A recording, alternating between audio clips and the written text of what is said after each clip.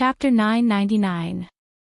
I don't know if there are any powerful cultivators in the underworld river that even the Emperor of the Underworld is afraid of, Shinyu said slowly. Said Jiu Yu unhurriedly and slowly, but I know that in those broad areas of the Styx River, many aquatic creatures have lived much longer than me. I think there must be some powerful ones among them. His words were useless. Sunyan Aksayan and Yu Qianqiu looked at each other and felt that this clam was not very honest.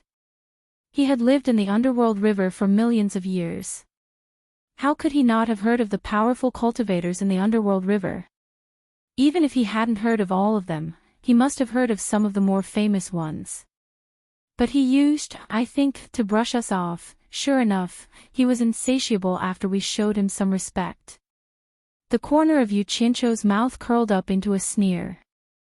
Just as he was about to show Shinyu how powerful he was, he saw that the Netherworld River basin in front of him suddenly opened like the mouth of a kettle. It was as if it had instantly rushed into the vast sea. At the same time, Shinyu slowed down until he completely stopped, floating quietly in the underworld river. An arched mountain appeared on the surface of the river in front of him. The mountain was 100 meters high, and the belly of the mountain was empty. The water rolled through the belly of the mountain, and the foot of the mountain on both sides seemed to be in the underworld river. Rather than a mountain, it was more like an open door, giving people a feeling that it led to an unpredictable future. There were scattered fluorescent stars dancing in the sky from all directions, as if they had been summoned by some mysterious force. They all flew toward the hollow mountain in the underworld river. Finally, they gathered and hovered in the hollow belly of the mountain. For a moment, they looked like countless glowing beads hanging on the water surface, sparkling under the reflection of the river. It was dark all around, except for this place, which was the only bright pearl in the entire underworld, embedded in the belly of the mountain. It was so beautiful. Sunyan Aksayan and Yu Qianqiu looked at each other, not knowing what it meant.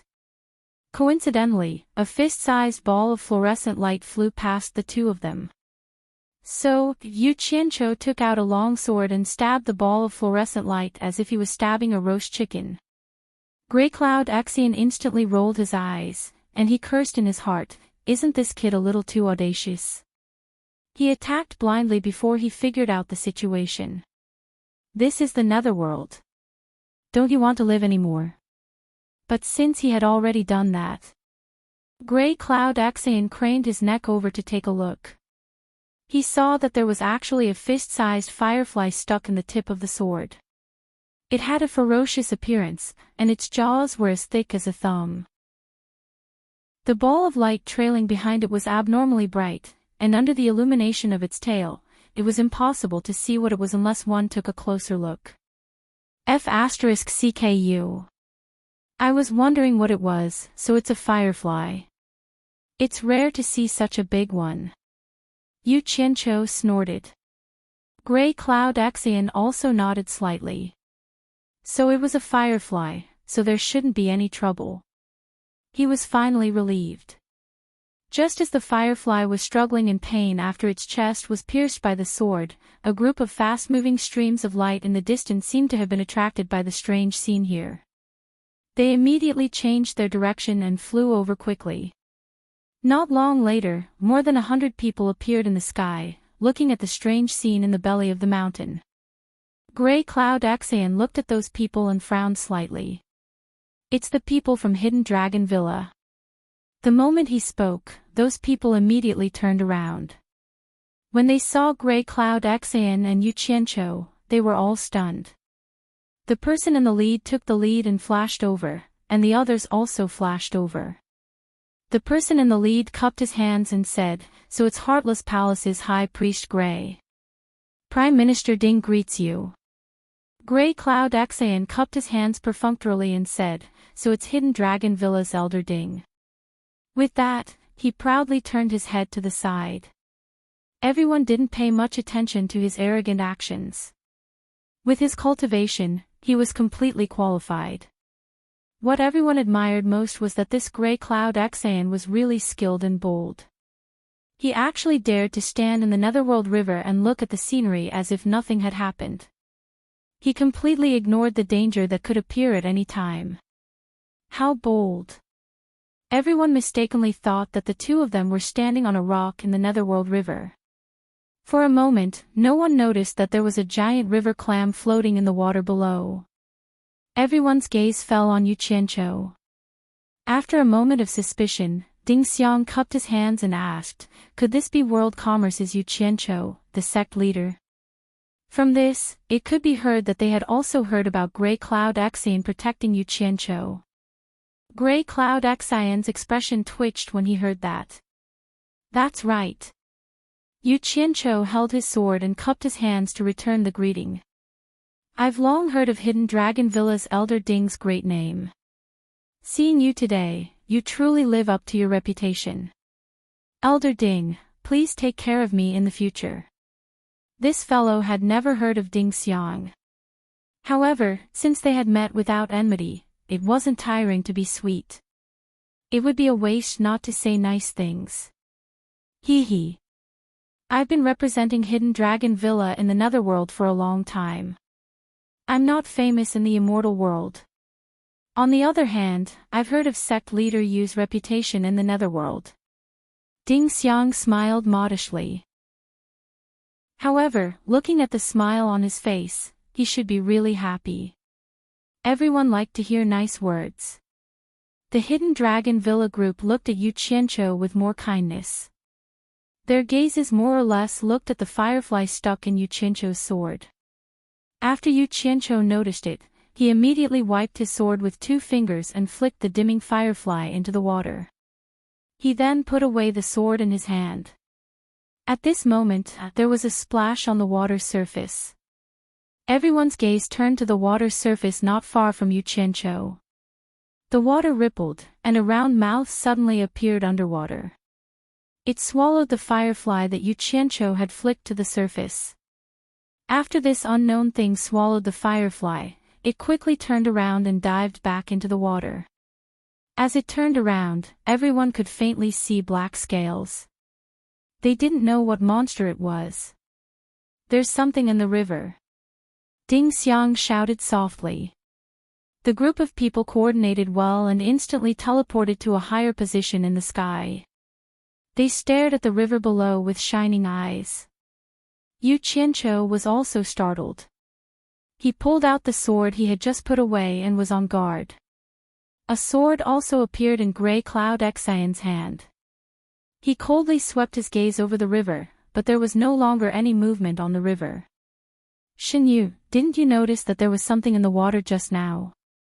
Yu Qianqiu asked as he patted Xinyu's shell with his foot. Don't worry, this is a Nether River black carp. It won't hurt you, Xinyu said excitedly. Nether River black carp? You mean the thing in the water was a carp? Yes. The conversation between the two fell into the ears of the people in the air, and it immediately caused a burst of surprise. It turned out that there was a living thing under their feet. When they looked carefully, they found that it actually faintly looked like the outline of a clam. There was such a big clam. Even though this group of people often traveled the Netherworld, they had never seen such a huge clam. Yu Qianqiu could hear the excitement in Xinyu's voice. He raised his eyebrows and said, Xinyu, why did you suddenly stop here? Is something going to happen? That's right. Xinyu said excitedly, Dragon Transformation Gate. It's a legendary spectacle that only appears once every 100,000 years. I didn't expect to see it. This is such a great fate. If we can witness the legendary scene of transforming into a dragon, we will be honored. Everyone could feel the rare excitement in his words, especially the 2 words, dragon transformation, which made everyone's spirits rise. However, they still didn't understand what he meant. Yu Qianqiu looked around curiously and said, Xinyu, be clear. Who is transforming into a dragon? Of course it's the Nether River black carp. Xinyu said excitedly, the mountain gate in front is called the Dragon Transformation Gate. Legend has it that it will summon the black carp from the river Styx once every 100,000 years. If a black carp can leap over the dragon gate, it can transform into a black dragon and leave. Of course, this is only a legend. Many people wanted to witness such a spectacle, but they always returned in disappointment. They did not see the Nether River black carp being summoned by the dragon transformation gate. As time passed, no one believed in this legend. I didn't expect to see it this time. This is a great opportunity. Everyone was shocked when they heard that. They did not expect such a miraculous thing to happen. Yu Qianqiu vaguely felt that this story was familiar. After being stunned for a while, he exclaimed in shock, "There's a carp leaping over the dragon gate here too." As soon as these words came out, everyone's gazes focused on him, each of them filled with suspicion. Sungyan Axian knew he would not get an answer, but he could not help but ask, "Where did you see a carp leaping over the dragon gate?" Yu Qianqiu was speechless. After his expression twitched awkwardly, he chuckled and said, "I've never seen such a mysterious thing before. I just think it's a little ridiculous. Could it be that a carp can really transform into a dragon after crossing the dragon gate?" Sungyan Axian looked at him up and down suspiciously. He paused and said, "The mystery of the netherworld cannot be predicted with common sense. Since there is such a legend, there must be a reason for it. Hee. I hope that's the case. Then we'll have a feast for our eyes." Yu Qianqiu laughed perfunctorily. Seeing that everyone was looking at him with twinkling eyes, he stomped his foot and changed the topic. "Xinyu, you just mentioned some great opportunity. Even if the black carp leaped over the dragon gate and transformed into a dragon, what does it have to do with us?" "You can't say that." Xinyu's tone was filled with yearning. Legend has it that among those who witnessed the black carp transforming into a dragon, there would always be someone who would form a good relationship with the black dragon and receive the black dragon's blessing in the future. Don't you think it's a great opportunity? I see. Yu Qianqiu rubbed his chin and muttered. Suddenly, he felt that the sword in his hand was unusually dazzling. How could a good relationship be related to a weapon? He quickly put it away. Beside him, Sungyan Axian also put away his sword. In short, everyone's eyes flickered with excitement. They were all dreaming of the legendary spring and autumn period. Bang! With a deafening sound, a bolt of purple lightning suddenly pierced through the night sky and directly struck the pitch-black and bare mountain gate. The gate was covered in purple lightning for a long time before disappearing. While everyone was still in shock, they suddenly felt a majestic and ancient aura slowly spread out from the mountain gate that stood in the water like a ripple. It was so frightening. Chapter 1000.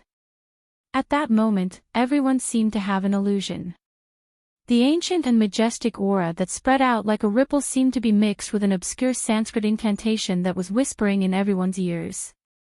The voice seemed to come from above the 9 heavens, but it also seemed to have traveled through ancient times. The ancient and sacred voice lingered in everyone's mind, making them have the urge to worship the mountain gate in the Netherworld River. However, what was strange was that when everyone woke up and tried to listen carefully to what was chanting in their ears, they realized that there was no sound at all. When they relaxed, they could immediately hear the chanting of the Sanskrit incantation again. It was abnormally magical and mysterious, making it difficult for them to understand what was going on.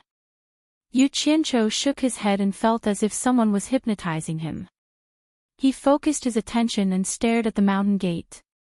He asked suspiciously, "Xinyu, did you hear that? What's going on?"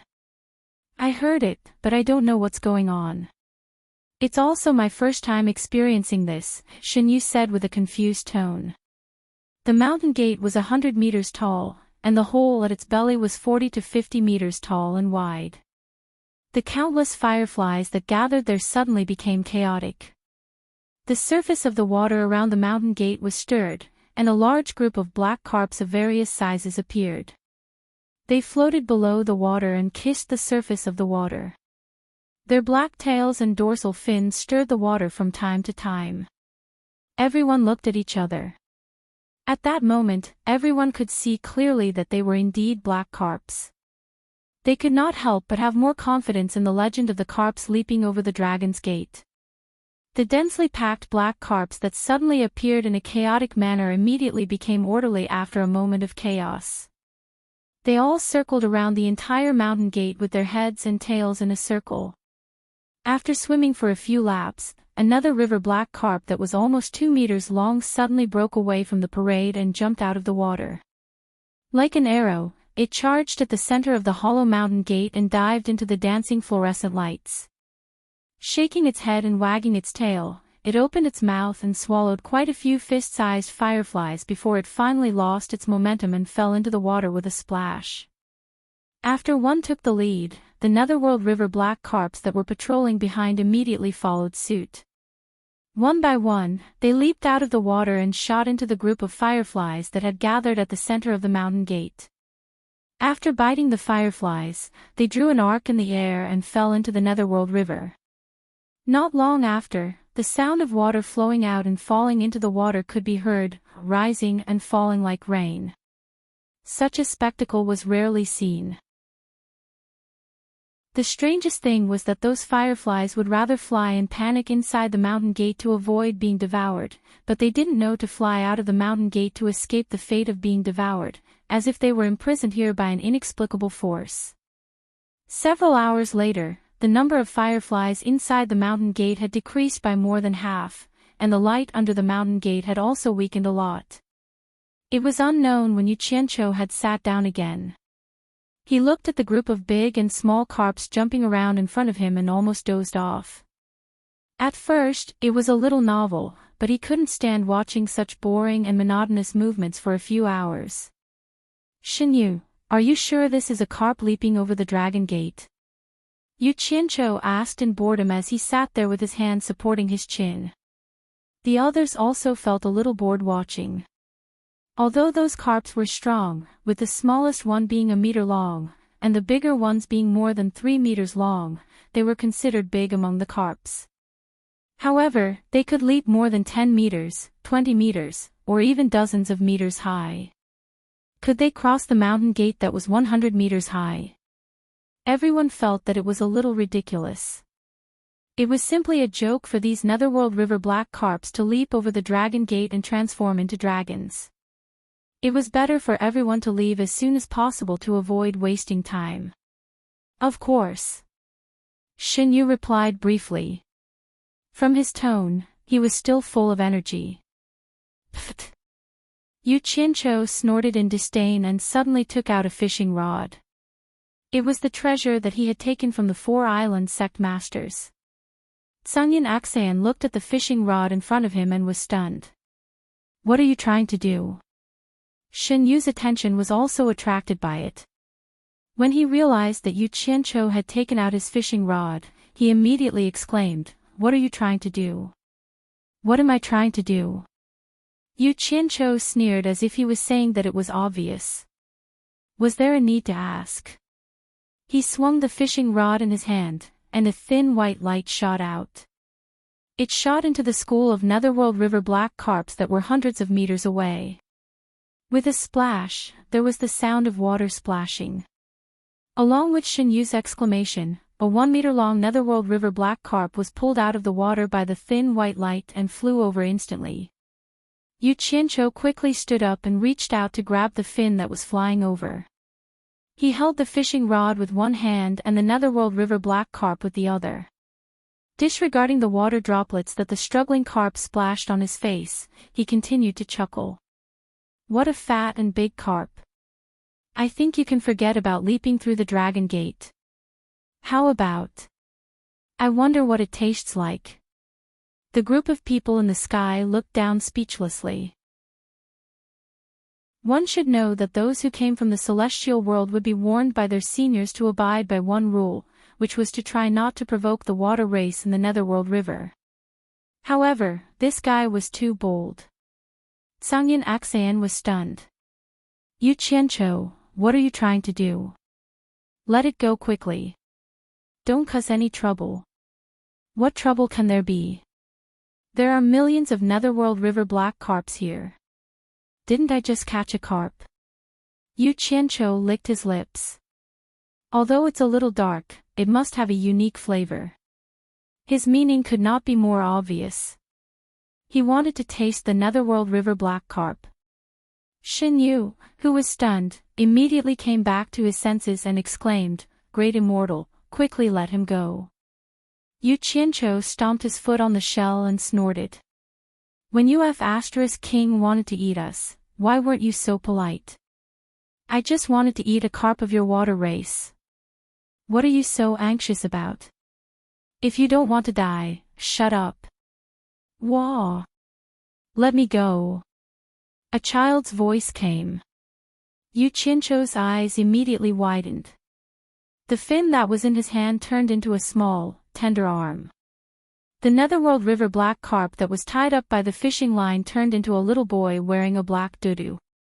The little boy had a small braid on his head, and there was an intricately crafted golden chain around his neck.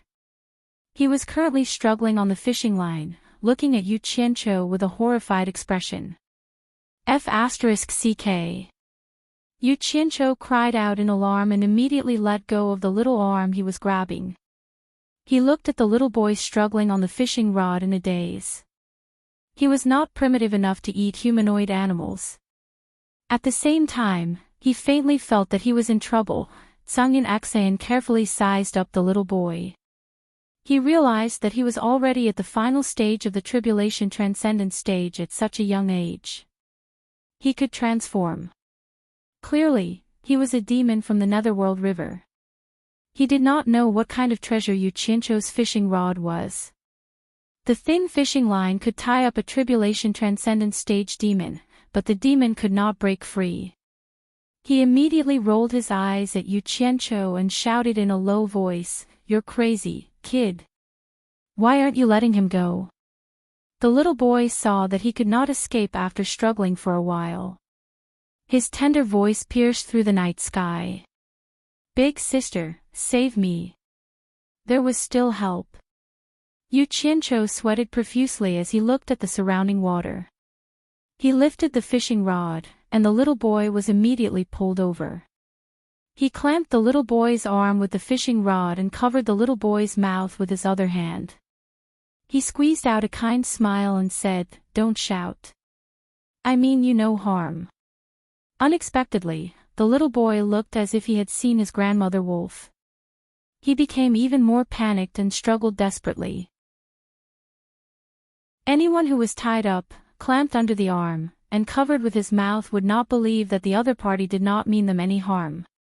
At this moment, the surface of the water 100 meters ahead suddenly bubbled with a diameter of 2 to 3 meters. It seemed like something was going to emerge from the water. Yu Qianqiu could clearly feel Shen Yu trembling under his feet. It was slowly retreating. The people in the air were shocked. Gray Cloud Xian's expression changed as well. He hid his hands in his sleeves and was on guard. It seemed like the Heartless Palace's sword-drawing technique could erupt at any time. Yu Qianqiu also panicked. His eyes darted around, and he suddenly bent down to whisper in the little boy's ear, "I really don't mean you any harm. Do you want to make the great leap and become a black dragon?" Although he was in a desperate situation, he finally felt the pulse accurately. The little boy under his arm stopped struggling and obediently let him hold him. He stared at him with wide eyes blinking.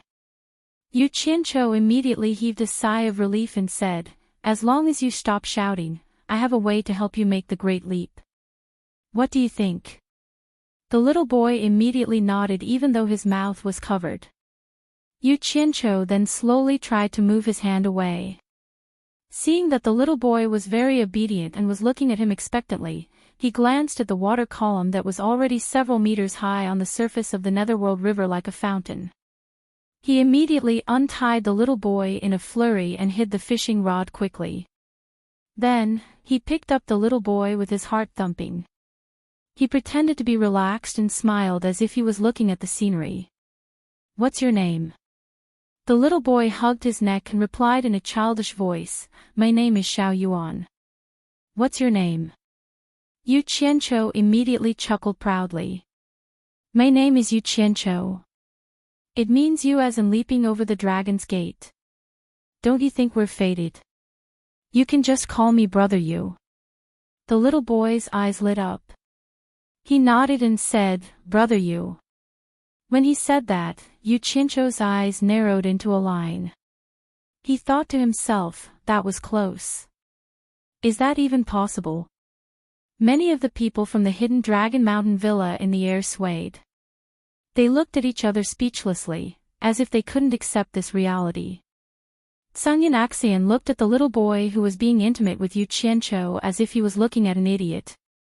He thought to himself, no matter what, he's at the end of the tribulation stage, so he shouldn't be too young.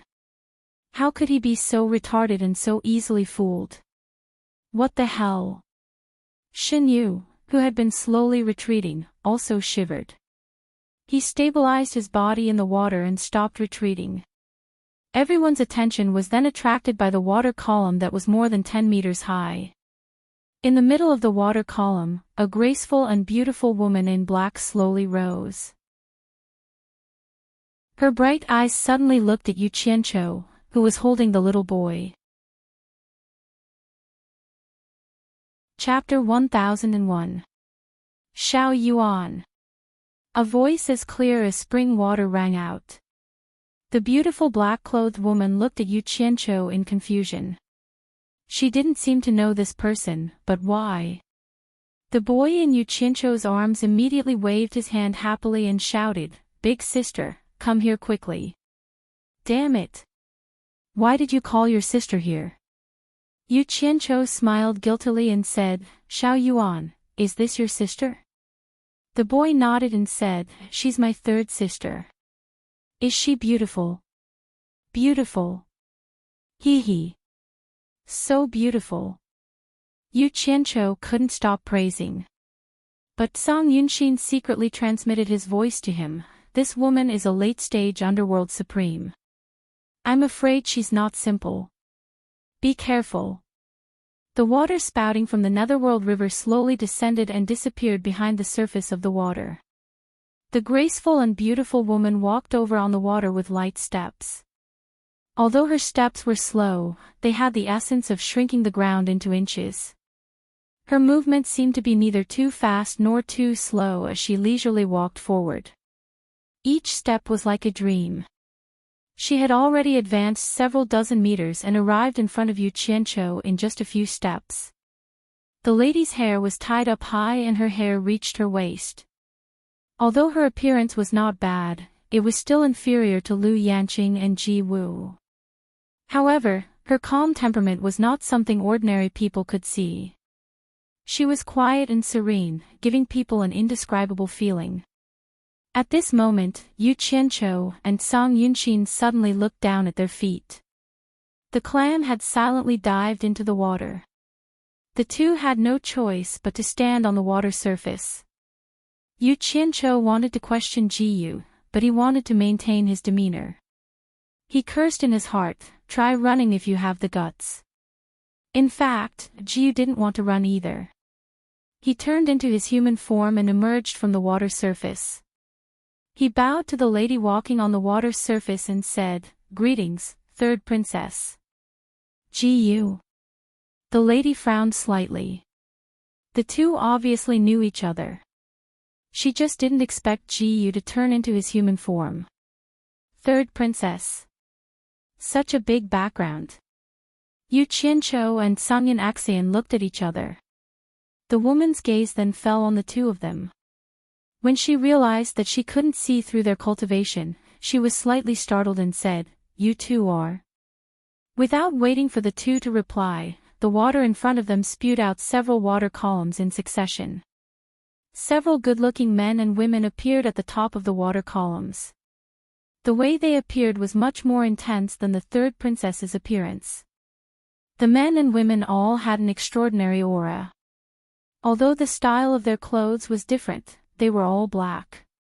Judging from their appearance and behavior, it was obvious that they were of noble birth.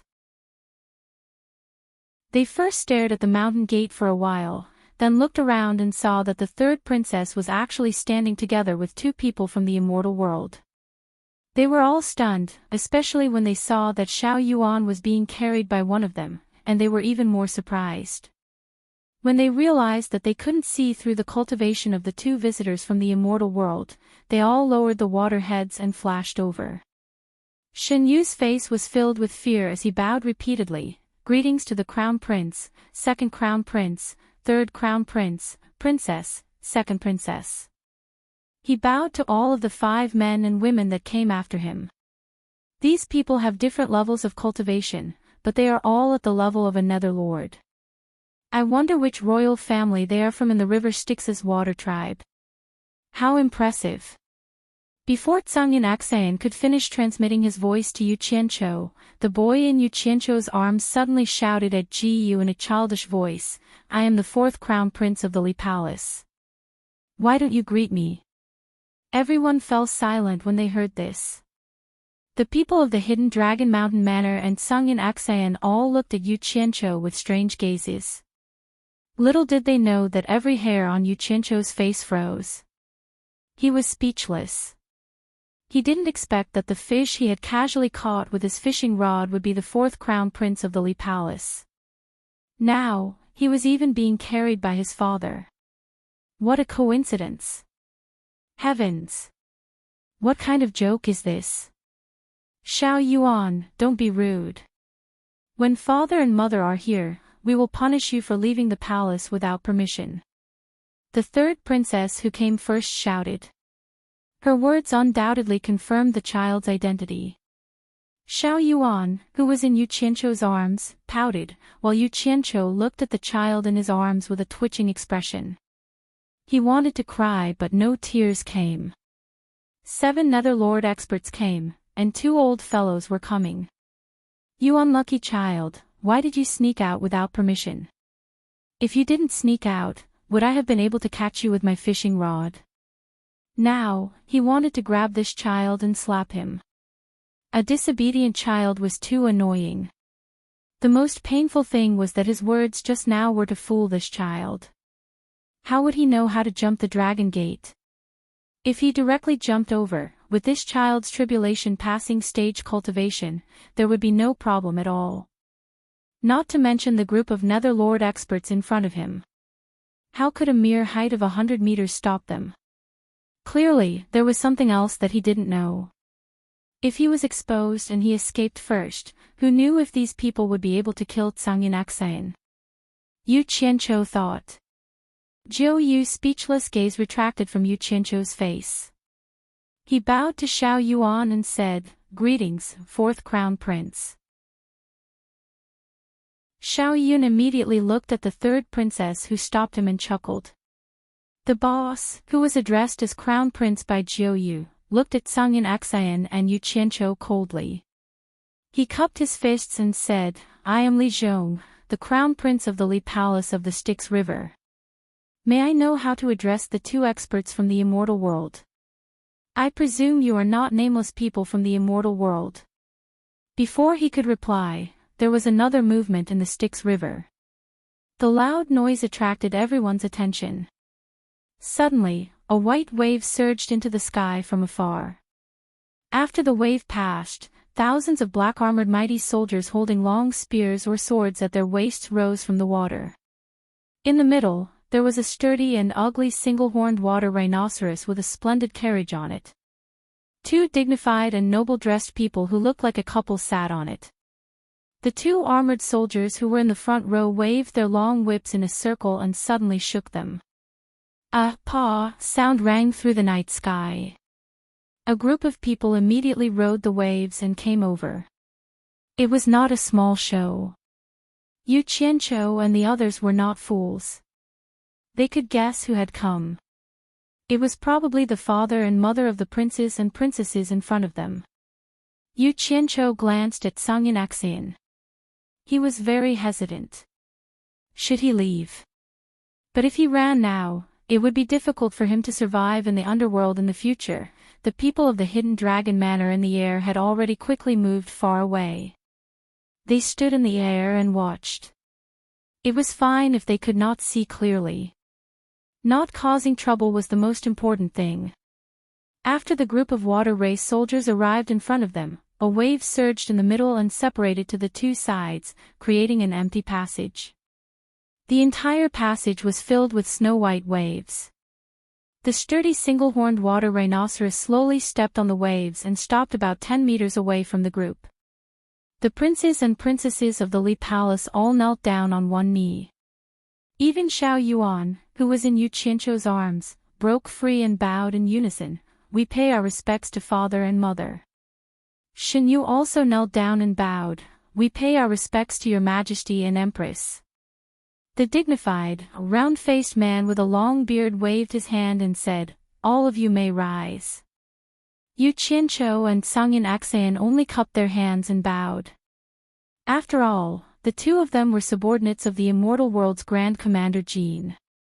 In the underworld, they would at most pay their respects to the Emperor of the Underworld. It was not good for others to be overly courteous. Yu Qianzhou, on the other hand, had a stomach full of doubts. What was going on with the Emperor of the Underworld? He was too much of an omitba. He did not care about the appearance of an emperor. At this moment, the noble lady on the carriage waved her hand and said, "Xiao Yuan." Xiao Yuan immediately flashed behind Yu Qianzhou, not daring to show his face. Clearly, he was afraid of being punished for leaving the palace without permission. In this way, Yu Qianzhou did not know whether to laugh or cry. The gazes of the emperor and empress of the Li Palace were all focused on him. It was hard for him not to attract attention. Sangyin Axayan also secretly transmitted his voice. "These two have reached the intermediate stage of the Emperor of the Underworld. Do not underestimate them." The two people on the carriage immediately sized up Yu Qianzhou and Sangyin Axayan. Sangyin Axayan's intermediate stage of the Emperor of the Immortal World had already shocked them. It should be known that in the immortal world, immortal emperors would not casually come to the underworld. However, when they discovered that they could not see through Yu Qianzhou's cultivation, they were shocked. Logically speaking, this person's cultivation had clearly reached the advanced stage of the Emperor of the Immortal World. Otherwise, they would have been able to see through his cultivation. Could it be that in the immortal world, besides immortal Emperor Jin Tai, there was someone else who had reached the advanced stage of the Emperor of the Immortal World? Why had they never heard of him? It should be known that it was very difficult for the people of the immortal world to find out about the Underworld River's water race, but it was not difficult for the Underworld River's water race to find out about the immortal world. After all, it was easy for one side to send their subordinates to the shore in human form, but it was difficult for the people on the shore to disguise as the water race to the Underworld River. The two looked at each other and stood up. Although the Underworld River's water race did not have much contact with the immortal world, they did not dare to be careless.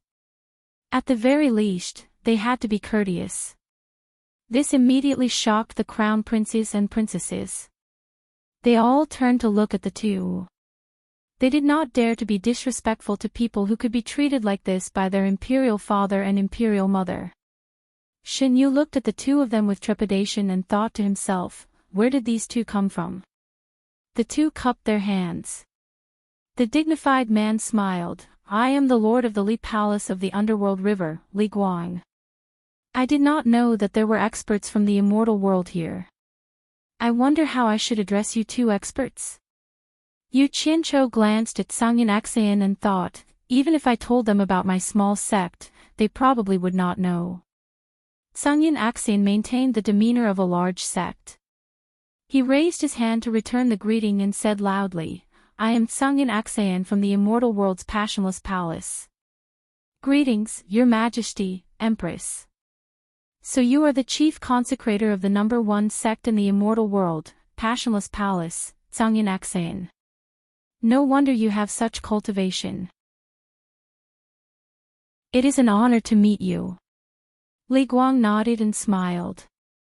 From this, it could be seen that he was rather well informed about the news in the immortal world. However, he was suddenly stunned, and his gaze swept back and forth between Sangyin Axayan and Yu Qianzhou. He seemed to have thought of something, and he looked at Yu Qianzhou and asked doubtfully, Could it be that you're the sect master of the immortal world chamber of commerce, Yu Qianqiu? Chapter 1002. When he said this, the most shocked person was Yu Qianqiu. His mouth was wide open. Oh my God! When did I have such a great reputation that even the water race hiding in the river Styx know my name? Grey Cloud Xian's face darkened on the spot. From the other party's reaction just now, it was very likely that the reason why the other party knew Yu Qianqiu's name was because he had heard of Grey Cloud Xian's name. This meant that the matter of him following the Celestial Emperor's decree to protect Yu Qianqiu had already spread throughout the netherworld. Father is wise, he is indeed Yu Qianqiu, big brother Yu as in, leaping over the dragon gate. Xiao Yuan didn't miss the opportunity to poke his head out from behind Yu Qianqiu and flatter him. Yu Qianqiu tilted his head and glanced at him, speechless. If I had known that you would have a father, I wouldn't have been your big brother Yu. But he still cupped his hands and smiled at Li Guang. Yu Qianqiu of the Immortal Realms World Chamber of Commerce greets your Majesty and Empress. Actually, after a moment of thought, he also realized that even if the Emperor had heard of him, it was impossible for him to recognize him. To be able to recognize him as Yu Qianqiu at a glance, it was most likely because of ashy cloud letters. The group of crown princes and princesses looked strangely at Yu Qianqiu, then at their father and mother. They had also heard of the World Chamber of Commerce's sect master Yu Qianqiu who had caused trouble in the immortal realm, but they didn't know how their father could recognize Yu Qianqiu at a glance. What they didn't know was that Li Guang and his wife had received the news about Yu Qianqiu and Ashing Yun Xian just before they set off. This news hadn't had time to spread in the Li Palace yet. Li Guang and his wife looked at each other, smiled faintly, then slowly sat back down. There had long been a rumor in the immortal world that Yu Qianqiu was able to conceal his cultivation level because he had mistakenly consumed some kind of immortal pill. In reality, his cultivation level was nothing special. In this way, the couple's suspicion that Yu Qianqiu was a late-stage immortal emperor expert was resolved. With Cunyan Xian's mid-stage immortal emperor cultivation base, it was not worthy for the couple to stand and reply. In the distant sky, Ding Xiang and the others in the hidden dragon villa could only vaguely see the two parties interacting. As for what they were saying, they could not hear it clearly. At this moment, the fireflies in the empty belly of the mountain gate gradually scattered under the sound of the fish jumping in the water. The gazes of all the aquatic creatures turned in that direction, and the atmosphere instantly changed. Grey Cloud Xian's face tensed up as he looked over. Yu Qianqiu looked around in confusion, wondering what was going on. As the last nether river black carp leaped up, the last wandering firefly was devoured, and the last ray of light in the belly of the mountain was extinguished. In an instant, not a single ray of light could be seen on the surface of the river, and only the sound of the surging water could be heard. Rumble. There was a deafening rumble, and more than a dozen bolts of purple lightning flashed in the sky, illuminating the world with a purple haze. The strangest thing was that the bolts of purple lightning did not disappear after they appeared. Instead, they kept flashing and changing into arcs. The bolts of purple lightning formed a circle, spiraling continuously in the dark sky. Moreover, it spun faster and faster, until it was like a rotating purple light. Yu Qianqiu was slightly startled. He felt that this spiraling purple light was like a teleportation gate from the immortal world to the netherworld. Could it be that something was coming to the netherworld from another space, on the towering Minghuang mountain surrounded by the 5 peaks? Inside the simple yet magnificent, sacred yet mysterious Minghuang royal harem, a small building stood in the middle of a secluded forest. The attic on the 2nd floor had an open window, and the only light inside came from the fireflies crawling on the roof. Looking out from the attic, one couldn't see the sun, moon, or stars, but there were many fireflies in the secluded forest, like stars in the night sky. Everything seemed so quiet and tranquil.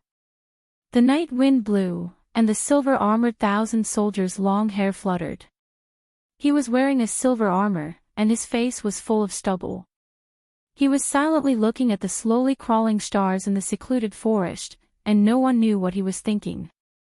Suddenly, the sound of a paper scroll being pulled came from the attic, and then a gentle voice sounded, "Thousand Soldier, have you recovered from your injury?" The white-robed scholar didn't even raise his head. After pulling the paper scroll, he added ink to the brush in his hand. He gently put one hand behind his back, and the other hand held the brush and added ink to the paper scroll. The silver-armored thousand soldier slowly turned around and walked to the side of the scholar. Seeing that the ink on the inkstone was about to run out, he picked up the wooden spoon on the table, and gently scooped up a small spoonful of water and poured it on the inkstone. Then he put the wooden spoon back into the basin, and picked up the ink on the inkstone. With a slight rustling sound, he helped the scholar grind the ink on the inkstone. While grinding, he said, "My injury is healed, but the shock in my heart is still not gone. Yes. I am also very surprised. I didn't expect such an expert to appear in the human world. It is really unimaginable. This person is indeed not simple." As the scholar said this, the tip of the brush in his hand suddenly started to delicately sculpt. The thin face of an old man in a green robe appeared vividly under the tip of the brush, and the drawing was very realistic. It was by Changchun, whom Yu Qianqiu had been searching for so long without any news of him. The content of the painting was majestic, and the order of the content was by Changchun defeating the silver-armored thousand soldier. Then, it was the fierce battle with the 4 netherworld generals. The content of the painting was the scene of the scholar fighting with Bai Changchun. "I didn't expect him to be able to escape from your hands." The silver-armored thousand soldier paused and looked at the painting. He carefully ground the ink and said, "To be able to have you paint for him, he died with honor." Died? The brush in the scholar's hand stopped, and then he shook his head and continued to paint. "Perhaps. Do you suspect that he didn't die? Even if he didn't die at that time, can he still come out alive after escaping into that place?" The silver-armored thousand soldier put down the ink in his hand and said with a frown, "He wasn't a match for you at all. You chased him all the way and, you still let him escape. What exactly happened?" The scholar laughed softly and added ink to the brush in his hand. Perhaps he had thought of something, and the tip of the brush landed on the painting. Although Bai Changchun's green robe was already torn, his expression became more and more fierce. That impassioned aura of fighting against the heavens and earth leaped out, causing people's hearts to tremble. The silver-armored thousand soldier let out a sigh of relief. He couldn't help but think of the scene where he fought with this person. "At that time, I hit him 1,300 times consecutively.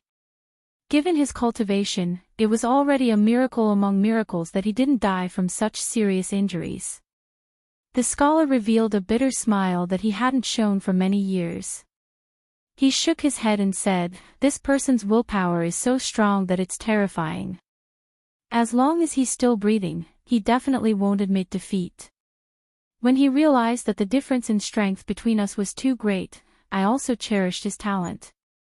I once told him that as long as he admitted defeat and submitted to me, I could spare his life and give him everything that I could. The silver-armored thousand soldier laughed and said, "Obviously, he rejected me. Otherwise, why would he be forced to escape into that place?" The scholar suddenly straightened his back and looked at the distant night sky. He sighed and said, "That's right, he rejected me." The words of rejection still resounded in my ears. He said, "If you want me to submit to you, it's very simple. Kill me and make me fall under your feet.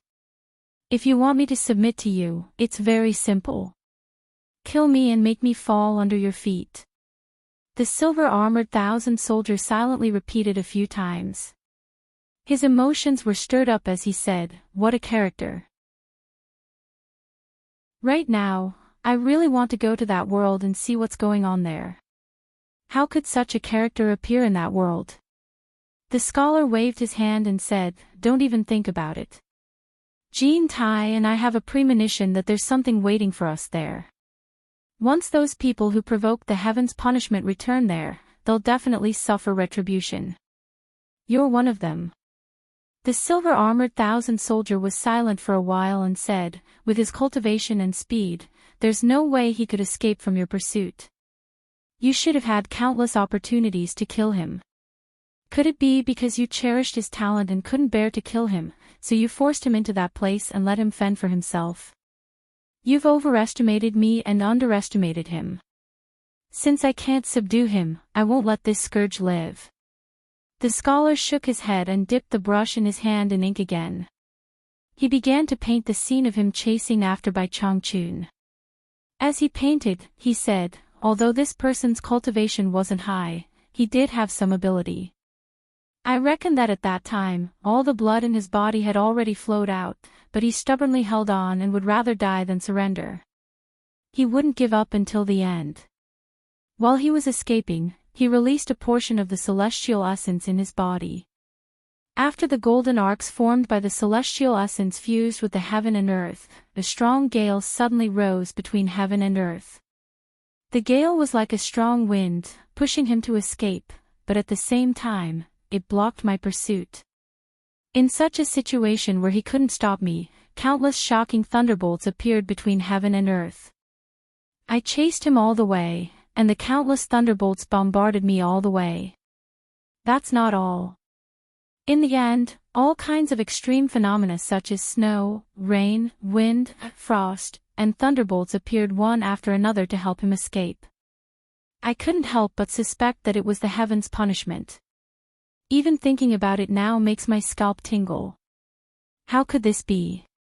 This was the first time the silver-armored thousand soldier had heard of such a strange thing. He was stunned and said, could it be that this person's cultivation method can borrow the power of heaven and earth? I'm afraid so. The scholar smiled bitterly and said, I can feel that the power of heaven and earth moved according to his stubborn will. It followed him all the way, but it made things difficult for me. If not for this, how could he have escaped from me? However, the price he paid was also huge. The moment he barged into that place, I could feel that his cultivation was almost exhausted. His blood was drained, his cultivation was exhausted, and he was only left with one breath. After barging into that place, no matter how powerful he was, I'm afraid it would be difficult for him to survive. But when I said that he would die a glorious death, why did you say maybe? The silver-armored thousand soldier tilted his head and stared at him. Even though he was injured to this extent, you still don't dare to believe that he will die. Previously, I thought that he would definitely die, but later, after the Holy Maiden returned from the human world, I accidentally thought of asking the Holy Maiden to perform a divination for that person, to see if he was dead or alive. Chapter 1003. Saintess. Silver Armor Soldier was surprised. Could it be that the Saintess has deduced that the person is not dead? No. The scholar's expression showed a hint of helplessness as he focused on the tip of the brush. The Saintess refused to deduce this person, so I can't force her. Don't you think this is strange? If that person is dead, why would she refuse to deduce? The realm that the Saintess returned to is the realm where that person is. Maybe the Saintess already has an idea about that person. The pavilion fell into silence. Silver Armor Soldier couldn't say much about the Saintess, but his expression became serious as he felt that something was strange. The scholar seemed to have entered the state of painting. He lifted the brush and dipped it into the ink. His brush was like moving clouds and flowing water. The content of the painting was progressing more and more smoothly. However, just as the brush was about to move, the scholar suddenly froze. The tip of the brush stopped for a long time. The silver armor army of 1,000 soldiers had been staring at the tip of the brush, deep in thought. When the tip of the brush paused, he immediately came back to his senses. He looked at the scholar, only to see the scholar lifting the brush hesitantly. His brows were slightly furrowed, as though he had noticed something. Silver Armor Soldier couldn't help but ask, "What's wrong?" The brush was picked up by the slender and fair fingers and placed upside down on the brush rack. The elegant and noble scholar in white slowly raised his head. His deep eyes, which seemed to be able to see through everything, looked out of the window, through the forest, and into the distant night sky. His gaze looked gentle and had a cultured and refined aura. However, upon closer inspection, there was an unconcealable majesty and indifference.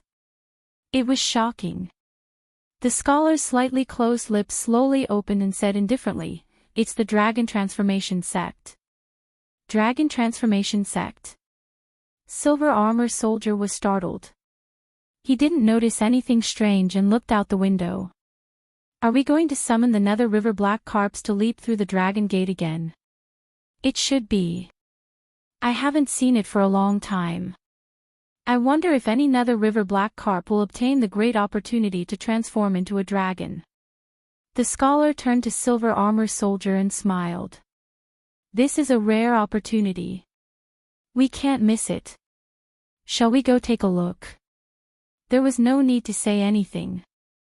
The two of them had known each other for many years and could understand each other with just a look. The two of them turned into a streak of white light and silently passed through the window. In the blink of an eye, they disappeared into the endless night sky one after the other. Several fireflies that were climbing upside down on the roof of the attic to illuminate the place immediately fell down, flapped their wings, and flew out of the window. Through the window, the attic immediately became pitch black. In the sky above the Dragon Transformation Sect, the 10 over purple lightning were still spinning like a top, giving people a dazzling and blurry feeling. However, it caused the people below to willingly watch without blinking. Hiding behind Yu Qianqiu, little Yuan, who was grabbing his robe with his small hands, also stuck out his head and stared at the sky without blinking. However, Yu Qianqiu felt uncomfortable all over. The two little hands were tugging at his clothes from behind. It felt like there were two weights hanging on his clothes. The collar of his clothes was being strangled by the little fellow behind him. It was abnormally awkward. Damn it! Why are you so nervous? Yu Qianqiu could feel little Yuan's grip getting tighter and tighter. His neck was also getting tighter and tighter. He was speechless and wanted to pull the little fellow to the front. However, the others' awesome parents, brothers, and sisters were all present. He had no choice but to restrain himself. He twisted his strangely uncomfortable neck, and when he swept his gaze across his surroundings, he was suddenly stunned. In the distant water region with the Dragon Transformation Sect as the center, a large group of messy people had silently appeared without a sound. The vision of the underworld was not very good. With his cultivation, if he did not pay attention, he would have missed them. Looking around, he could vaguely see that the people around him were all standing on the waves, and all of them were in an imposing manner. Some were standing with their arms crossed valiantly, while others had their hands behind their backs proudly. There was a distance between them, and very few of them were standing close to each other. It seemed like they were not the same group of people. From the different clothes they were wearing, it was clear that they were not people of the Li Palace. Old Song, don't just look up. Look at the people around you. Who are they? When Song Yunshin heard Yu Qianqiu's message, he subconsciously looked around. He would not have known if he did not look, but when he did, he was shocked. His eyes flickered for a long time before he replied, "Those that I can see clearly have a cultivation of at least the early stage of the Underworld Emperor. I can see those that are too far away, but I cannot see their cultivation. However, their cultivation should not be low. As for who they are, I have not seen any of them. They should all be experts of the underworld." Hearing this, Yu Qianqiu was slightly shocked. Looking at the indistinct figures in the distance, there were at least 800 people. Could they all be experts of the Underworld Emperor level? He asked Xinyu in disbelief, "Xinyu, look around and see who those people are." Xinyu turned his head and glanced at him. When he saw the strange sight of the fourth prince of the Li Palace grabbing his clothes and strangling him, he couldn't help but find it funny. But when he looked around, his smile instantly vanished. His eyes scanned the area and he gasped in shock. They're all experts of the water tribe of the underworld river. Their status in the water tribe is roughly the same as Li Guang's, but there are some who are even stronger. They should all be here to watch the underworld river black carp race leap through the dragon gate. Yu Qianqiu immediately looked around again, wanting to memorize the appearances of the experts of the underworld river's water tribe. Perhaps he would be able to use them when he had dealings with them in the future. But given his cultivation and the poor eyesight in the underworld, he could not see clearly even a little further. It was truly a pity. But what he did not know was that he and Cangyin Xan, two people of the immortal realm, had mingled with Li Guang's children in front of him, attracting the attention of many people. Especially Cangyin Xan's mid-stage immortal emperor cultivation and his own unfathomable cultivation. Quite a few experts of the underworld river's water tribe secretly memorized their appearances. Most likely, even Cangyin Xan himself hadn't expected this. He had come to the netherworld with Yu Qianqiu while suppressing his resentment. However, he had made the mysterious experts of the netherworld river's water race remember him. With a loud rumble, a purple thunderbolt suddenly burst out from the purple halo and once again struck the dragon transformation gate. The violet lightning swam through the dragon transformation gate, and an ancient and majestic chi once more rippled through the surroundings. The violet halo in the sky suddenly expanded, its radiance growing even more dazzling. It's here. No one knew who suddenly let out a cry of surprise, but everyone's gazes immediately focused on the sky. Amidst the purple halo, a dazzling starlight shone and drilled out. The dazzling dot of starlight grew larger and larger as it leisurely rushed over from the sky. What is this thing? Yu Qianqiu's voice suddenly appeared in the quiet surroundings. Yu Qianqiu looked at the sky in shock and pulled on Cangyin Xan's sleeve, completely unaware of how much of a wet blanket he was. How would I know? Cangyin Xan looked at him like he was looking at an idiot, and flicked his sleeve, telling him not to disturb him. In reality, Yu Qianqiu had only subconsciously asked, and his attention had already been attracted by the dot of starlight. Even though he had asked Cangyin Xan, he did not listen to Cangyin Xan's reply, as if he had no intention of disturbing Cangyin Xan. Cangyin Xan resentfully turned his head to look at the sky. Fortunately, everyone's attention was on the sky, and no one was willing to pay attention to these two fellas. The dazzling dot of starlight got closer and closer, and everyone could already see the outline of the dot of starlight. Within the glass-like glow, there was a carriage that flew over. There was nothing special about the carriage. It was an open carriage that looked like bronze, and there was a bent umbrella handle at the back. The roof of the carriage was supported by a canopy, and together with the wheels of the carriage, the entire carriage seemed to be made of bronze. What surprised everyone was that the two steeds that were pulling the carriage looked sturdy, but their bodies were as transparent as crystal. There was no flesh or blood in their bodies, and they were crystal clear, as if they were made of glass. The two transparent steeds galloped in the air, and the crystal silk-like mane on their necks and backs fluttered in the wind. They could be said to be divine and extraordinary. As the carriage got closer, they could see the ancient cloud patterns on the carriage, but the carriage was empty. The two transparent steeds pulled the empty carriage, and after descending above the dragon transformation gate, they spread out their hooves, and with the dragon transformation gate as the center, they galloped in a circle. Under the envelopment of the glass-like glow, the entire carriage was so mysterious, and it made people feel that it was so magical, so unbelievable. Oh my! What is the meaning of this? Yu Qianqiu's eyeballs followed the carriage in a circle, and he muttered in a silly manner. Cangyin Xan also sighed with emotion. If it was said that he was stifled before, now he felt that this trip was worth it, and he had broadened his horizons. Neigh, neigh. The two steeds suddenly let out a long neigh that pierced through the night sky, and under everyone's gaze, their beautiful manes fluttered in the wind as they turned around and slowly descended on the dragon transformation gate. After taking a few steps on the mountain peak, the clear sound of horse hooves could be heard, and the two transparent steeds sneezed a few times before stopping. Just at this moment, the glass-like glow that enveloped the carriage suddenly exploded with light, and illuminated the entire night sky, causing everyone to not dare to open their eyes. When the light weakened and everyone opened their eyes, they saw that the glass-like glow on the carriage had already enveloped the entire dragon transformation gate. The 100-meter-tall mountain that towered over the underworld river emitted a glass-like glow, and everyone could clearly see every corner of the mountain. It was abnormally dazzling, and people could not help but sigh in admiration. This was truly worthy of being the legendary dragon transformation gate. Paw paw.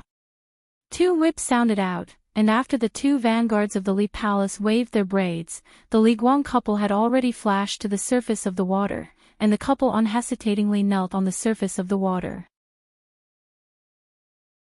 As the couple knelt, all the members of the Li Palace, from top to bottom, knelt towards the dragon transformation gate. Even Xiao Yuan, who was behind Yu Qianqiu, sensibly flashed out, and joined his brothers and sisters in kneeling down.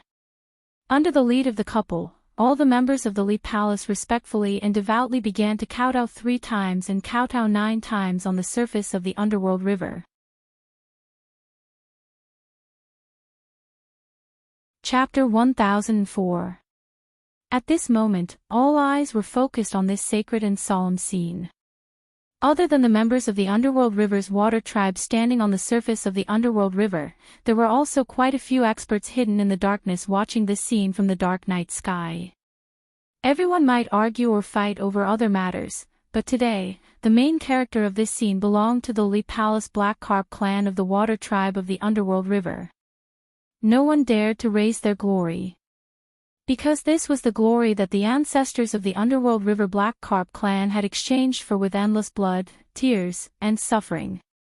It was a glory that would benefit their descendants for generations to come. The ancient dragon gate that stood in the middle of the Underworld River, the Pegasus that pierced through the sky, all of them spoke of the vicissitudes of history that had passed countless years ago. As the descendants of the later generations, they had no way to repay the kindness that their ancestors had accumulated through blood and tears. They could only worship with excitement and piety. As someone who did not know of this past event, Yu Qianqiu only felt that this group of people were really boring. Wasn't it just a carriage that pierced through the sky? Was there a need to pay such great respects? While he was disdainful, he was also somewhat glad that he had finally gotten rid of that unlucky child. He loosened the lapels of his clothes and pulled them up, feeling much more comfortable. But what made him not know whether to laugh or cry was that after this group of water tribe members paid their respects and stood up, little Yuan once again rushed over, his small face flushed with excitement. He once again tightly grabbed onto Yu Qianqiu's robes, as if he was afraid that he would run away. His robes had been pulled askew again. This was really damaging to his image. There were also beauties present. Yu Qianqiu was speechless. He secretly tried to pull back, but little Yuan refused to let go, as if he had his eyes set on him. Helpless, Yu Qianqiu could only let him do as he pleased. Because at this moment, Li Guang's tiger eyes were wide open and he was excitedly sweeping his gaze over his subjects. It was not convenient for Yu Qianqiu to let him see that he was bullying his son. His hand that was secretly trying to snatch little Yuan's robes loosened, and the collar of his robes tightened around his neck again. Other than fuck, Yu Qianqiu had no words to describe his current mood. The grace of our ancestors extends to our descendants for generations to come. Since ancient times, we must not neglect the kindness of our ancestors. We must follow it from generation to generation. Li Guang's agitated voice rang out, his tiger-like eyes glowing red from excitement. He looked around at the members of the Li Palace and said, "I, the Black Carp race of the Nether River, await your instruction." As long as they had tried it the last time, they would avoid it. Those who hadn't tried it before, but felt that they had the strength to do so, could give it a try. However, the ancient teachings must be kept in mind. After this attempt, if you fail, you will lose the chance to try again. Please consider for yourself whether or not you should wait for the next time to try again." With that said, he waved his hand. Paw paw.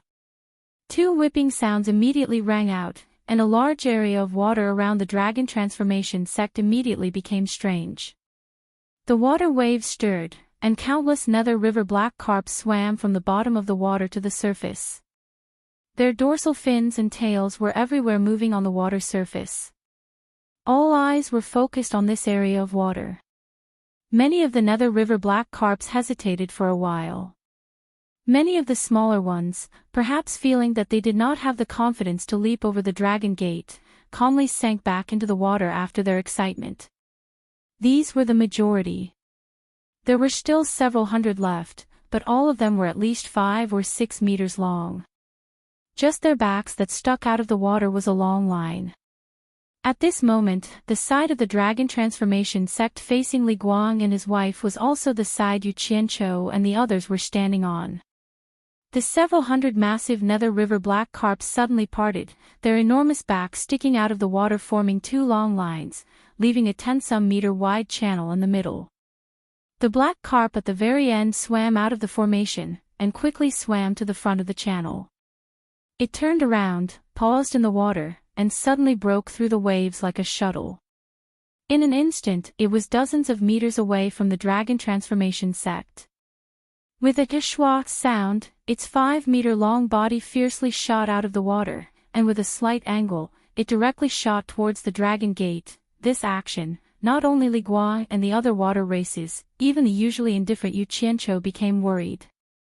He hoped that this black carp would leap over the dragon transformation sect, and then witness the legendary scene of transforming into a dragon. Even Xiao Yuan, who was behind him, excitedly grabbed onto Yu Qianqiu's robe. Yu Qianqiu immediately cursed his ancestors in his heart. His neck being strangled was a small matter, but having his clothes torn in front of everyone was too unsightly. However, it was not good to scold him, much less use his hands or feet to kick him. His sullen waist slowly bent as his clothes were pulled. That black carp that was swimming towards the glazed light that enveloped the entire dragon transformation sect seemed to be swimming against the current of a waterfall, its body agilely swaying in the light as it swam upwards. Yet, when it was not even halfway up the river, its speed of ascension became slower and slower. Its body began to move more and more rapidly, as if it wanted to swim upwards with all its might. However, after advancing 2 or 3 meters, it was unable to advance any further. After a stalemate in the light for a while, it finally regretfully fell down. Amidst the sounds of regret, its enormous body smashed into the surface of the nether river with a dong sound, and disappeared into the water, never to come out again. At this time, anyone could see that the biggest reason why the dragon gate was difficult to leap over was probably because of the glazed light coming from the carriage standing on the mountain top. Thinking about how the carriage was able to break through the air, the glazed light on its body was definitely not ordinary. It was natural that it was difficult to break through. Among the 2 groups of nether river black carps on the surface of the water, several dozen suddenly quietly disappeared into the water, no longer appearing. Presumably, these several dozen were estimating that their strength was about the same as the one that had just taken the lead. After weighing their strength, they felt that there was no need to make a pointless attempt. It was better to wait until their strength increased, and then calmly wait for the next dragon gate call to try their skills. This empty Pegasus carriage, I wonder who will be lucky enough to sit on it, and who will be able to transform into a dragon and soar through the air. The one speaking was a woman. It was the second princess of the Li Palace, standing in front of Yu Qianqiu. When these words were spoken, the gazes of the brothers and sisters all fell on the quiet, empty carriage at the top of the mountain, each of them revealing an expression of envy. Only the third princess, who had appeared first, still had a calm and indifferent expression, as if she was not too interested in the matter of leaping over the dragon gate. On the other hand, Yu Qianqiu and Grey Cloud Exean glanced at each other, both revealing an expression of sudden understanding. They had previously been wondering why the Pegasus carriage had made such a big scene, pulling an empty carriage through the air. It turned out that only after leaping over the dragon gate and transforming into a dragon would a black carp have the right to ride the Pegasus carriage through the air. Grey Cloud Xian's gaze then froze. Only now did he realize that Yu Qianqiu was standing there with his shoulders crooked like a loafer. When he saw little Yuan, who was tugging at his clothes, he immediately gave Yu Qianqiu an expression of schadenfreude. You deserve it. At this time, the people of the hidden Dragon Mountain Villa in the distance, after witnessing the miraculous scene of the Pegasus carriage descending, were truly shocked. Unfortunately, because they were afraid of causing trouble, they had stayed a little too far away. They could not see the scene clearly, let alone hear what the people there were saying. From time to time, the gazes of the group would turn towards Grey Cloud Xian and Yu Qianqiu, who were still standing among the people of the river Styx's water race. They could not help but admire the extraordinary courage of these two. It was truly a great pity that they could not stand close enough to clearly see such a spectacle. But now, they did not have the courage to approach again. Not to mention the numerous experts of the river Styx's water race on the surface of the water, even in the sky, they could vaguely see experts hiding. Occasionally, they would even glance at them with unfriendly gazes. It's a pity that before father left, he said that as the royalty of the river Styx's black carp, we have to give way to our clansmen when it comes to matters of right and wrong. We can only be ranked last.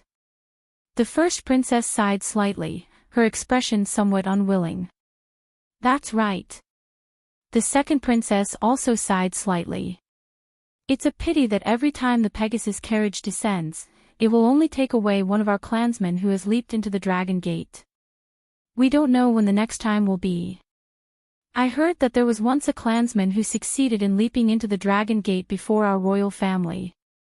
In the end, we, the members of the royal family, did not even have the chance to try. Yu Qianqiu and Song Yun, whose shoulders were tilted and whose movements were strange, looked at each other with confidence. The two of them exchanged glances, thinking that they had learned another secret. It turned out that the Pegasus carriage would only take away one person who succeeded in leaping into the Dragon Gate each time. The great Crown Prince of Li Palace, who stood at the head of the group, slowly turned his head and glanced at his two younger sisters. He coldly snorted and said, "It seems that my two younger sisters are certain of victory in this Dragon Gate leap.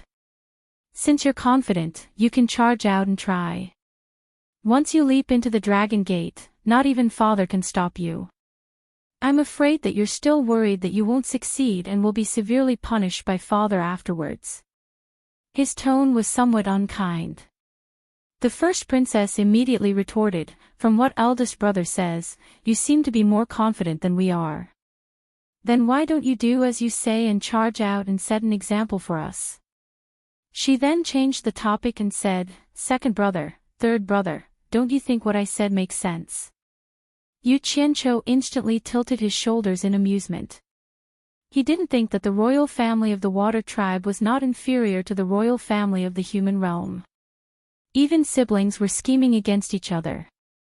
Just as he was wondering if these unfilial children of his would do something out of line, he suddenly realized that his siblings were all as quiet as cicadas in winter. He instinctively turned his head to look, and sure enough, Li Guang was already glaring at them angrily.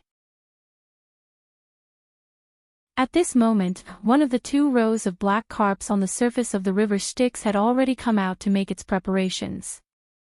After a moment of preparation, it broke through the waves with a whoosh, its speed far faster than the previous one. Before it even reached the foot of the mountain, there was a splash as a giant black carp, 7 to 8 meters in size, shot out. Piercing through the glazed light, it instantly covered half of the distance to the 100-meter mountain.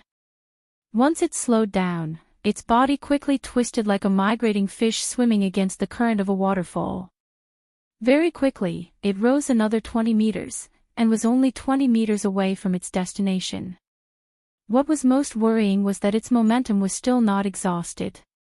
Its enormous body was rapidly moving, and it continued to advance meter by meter. Beautiful. Yu Qianqiu's mouth was agape, and he was just short of applauding and cheering. In any case, to him, it didn't matter who transformed into the Dragon Gate. It had nothing to do with him. However, its shoulders tilted even more, and its clothes were stretched taut. The little fellow behind it was indeed a little too excited.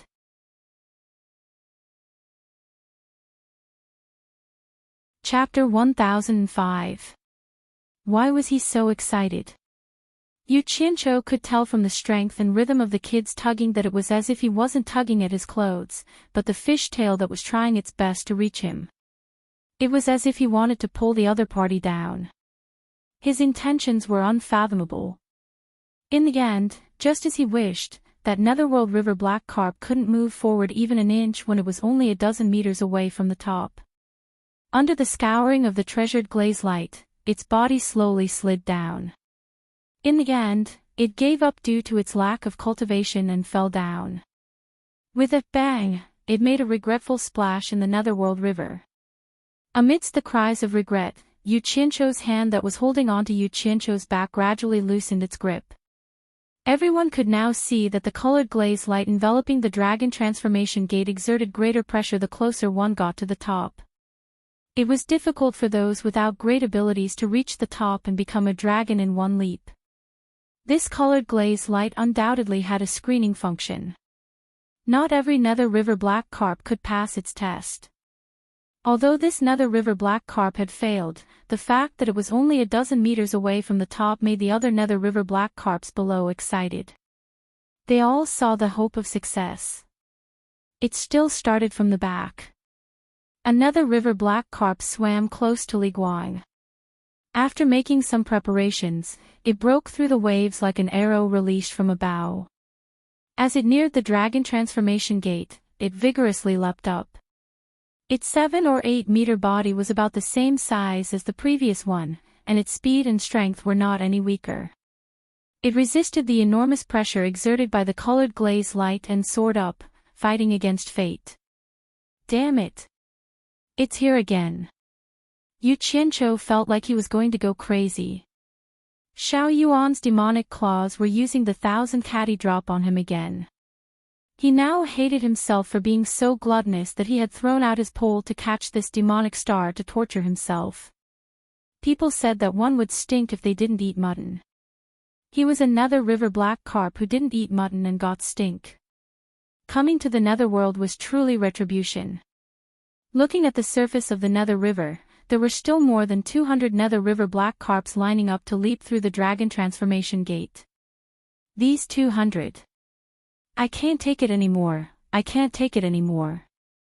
Yu Qianqiu's gaze swept around, finally landing on the Li Palace's third princess who happened to be standing right in front of him. Recalling the scene of him grabbing that rotten little child and asking for his sister to save him, his eyes instantly lit up. There was no doubt that the third princess still had a place in the fourth prince's heart, so he should be able to discipline her. Third princess.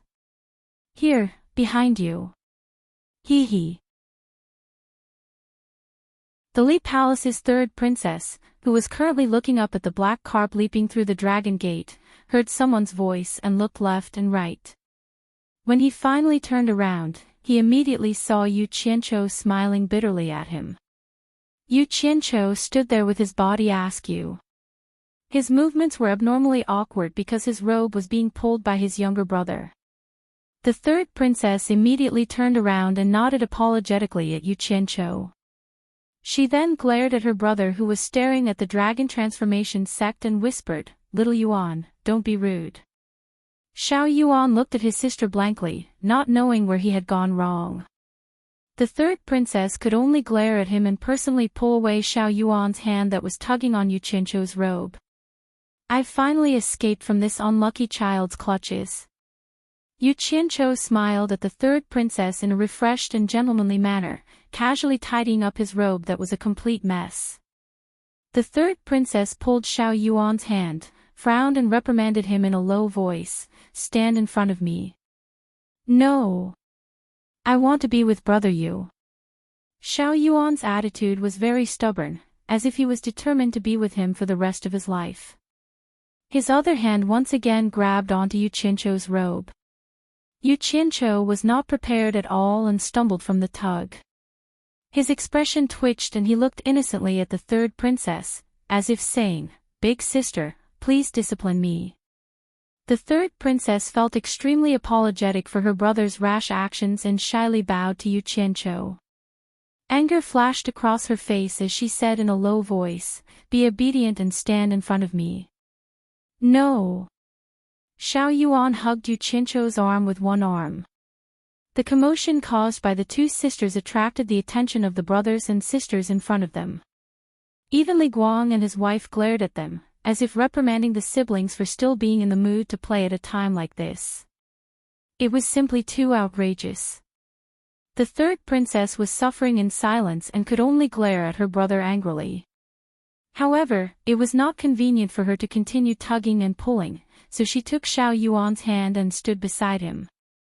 Beside them, Zhang Yinaxian glanced sideways at Yu Qianqiu, the corners of his mouth curling into a mocking smile. Yu Qianqiu looked at Xiao Yuan, who was tugging at him, and suddenly had a very strange feeling. There was a child standing between the man and woman. Why did it feel like? Raising his head, he coincidentally bumped into the third princess, who was looking up at the same time. The two froze at the same time, both faintly feeling that they were thinking of the same thing. Yu Qianqiu was very good at concealing his thoughts. He grinned, revealing a mouthful of white teeth, as if to prove that he was very pure and had not let his thoughts run wild. But the third princess averted her gaze, a blush rising to her face as she quickly turned her head away. With a bang, the Netherworld River Black Carp followed in its footsteps. Just like the previous one, it failed on the verge of success when it was only 10-some meters away from the top. Soon after, 3 or 4 Nether River Black Carps, which were also 7 or 8 meters in size, attempted to leap over the Dragon Gate, but all of them failed when they were only 10 meters away from the peak. This short distance of 10 meters seemed like an insurmountable moat, causing the Li Palace's members to sigh in regret. Just as these Netherworld River Black Carps failed, over 100 similar Netherworld River Black Carps quietly disappeared from the 2 lines on the surface of the Netherworld River. It was obvious that they had retreated in the face of difficulties. In truth, this was a wise move. Retreating in the face of difficulties and waiting for an opportunity to try again might give them a greater chance of success. However, no one dared to guarantee when the next opportunity would appear. This was also the main reason why everyone was so anxious to try when an opportunity presented itself. At this moment, there were only 100 or so black carps left on the surface of the river, and they were naturally all of extraordinary strength. Strangely, their formation had fallen into disarray. The school of black carps had gathered together, as if discussing something. Not long after, the princes and princesses standing in front of Yu Qianqiu all paled. The first princess said in a low voice, "Not good, the Prime Minister is about to act." The school of Netherworld River Black Carps retreated to the side, leaving behind the largest Netherworld River Black Carp that slowly swam in front of Li Guang. Li Guang gave a slight nod, as if silently agreeing to something. Only then did the black carp turn around and begin its preparations. A moment later, a dorsal fin noiselessly swept across the surface of the water. As soon as it reached the bottom of the Dragon Transformation Gate, a huge black carp over 20 meters long charged straight into the colored glass light. It quickly soared to a height of 60 to 70 meters, then began its second wave of strength. In an instant, it had reached a height of 80 meters, but its momentum did not stop there, and it directly broke through the height of 90 meters. Good! Li Guang yelled and excitedly clapped his hands. Everyone stared nervously at the giant figure, watching it approach the peak bit by bit. Although its speed was getting slower and slower, the frequency of its head and tail swaying was getting faster and faster. It was getting closer and closer, meter by meter. When they were less than 5 meters away from the top of the mountain, the 2 Pegasi that were dragging the carriage on the top of the mountain suddenly leaped up and stood up on their hind legs. They shook their crystal silky manes and let out a long neigh. The colored glass light that enveloped the entire mountain suddenly overflowed with flowing light and became denser. The huge netherworld river black carp's body paused in the colored glass light, and it even showed signs of slowly pressing down. However, the Prime Minister, who could make the princes and princesses change their expressions, was obviously not an ordinary netherworld river black carp's strength. It slowly swayed its head and tail again, and its dark scales suddenly erupted with a dark light. It resisted the colored glass light and slowly climbed up again. There was only 4 meters left, 3 meters, 2 meters left. Everyone held their breaths and focused, witnessing the miracle that was about to happen. The 2 Pegasi on the peak also lowered their heads and looked at him. The distance between them was only 2 meters, but it was this distance that the Prime Minister actually stopped and could not advance any further. All the netherworld river black carps felt their hearts leap to their throats. There were only 2 meters left. The Pegasi were already very close. Ah! The Prime Minister suddenly let out a muffled groan of pain. His body, which was frozen in the glazed light, began to tremble, and one of the large black scales on his body suddenly fell off and was sent flying by the glazed light. From this, one could see just how much pressure he was under. All the members of the Lee Palace's water tribe paled. But this was only the first scale. As he continued to remain in a stalemate, a second scale slowly fell off and was sent flying, then a third, a fourth. In a few moments, 10 odd scales fell off one after another and dark blood began to seep out. But the moment the blood appeared, it was immediately vaporized by the colored glass light. Those who did not know what was going on were momentarily stunned. It turned out that not only could this colored glass light exert immense pressure, it was also abnormally hot. Just when more than half of the scales on his body had fallen off, the trembling Prime Minister suddenly let out another groan of pain. This heavy groan of pain echoed through the pitch-black sky. His body exploded with a dense black light. His head and tail began to slowly sway back and forth as his body began to rise once more. 1 meter, just when his massive head was about to reach the peak of the mountain. Good, good. Cheers of success erupted from below. Suddenly, the Prime Minister's head tilted to the side and his eyes lost their light. Starting from his gigantic head, cracks began to appear, and his body immediately lost its mobility. As he fell, his gigantic body, which was more than 20 meters long, began to break into pieces. His bones and flesh flew out and scattered all over the place. The crowd could only watch as he was transformed into flying ash by the colored glass light, annihilated, until not even a speck of his remains remained. Prime Minister! Li Guang cried out in alarm. All the members of the Li Palace's water tribe were speechless. The various water tribe experts watching from a distance all sighed and sighed. This Prime Minister of the Li Palace was far too eager to show off. He had already surpassed the limits of his strength, so why did he need to put on a brave front and throw away his life?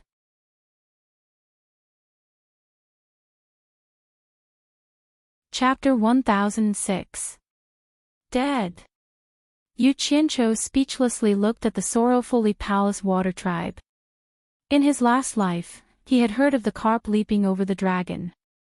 It seemed like a very cool legend, but he didn't think that such a cool thing would also have life-threatening dangers. TSK.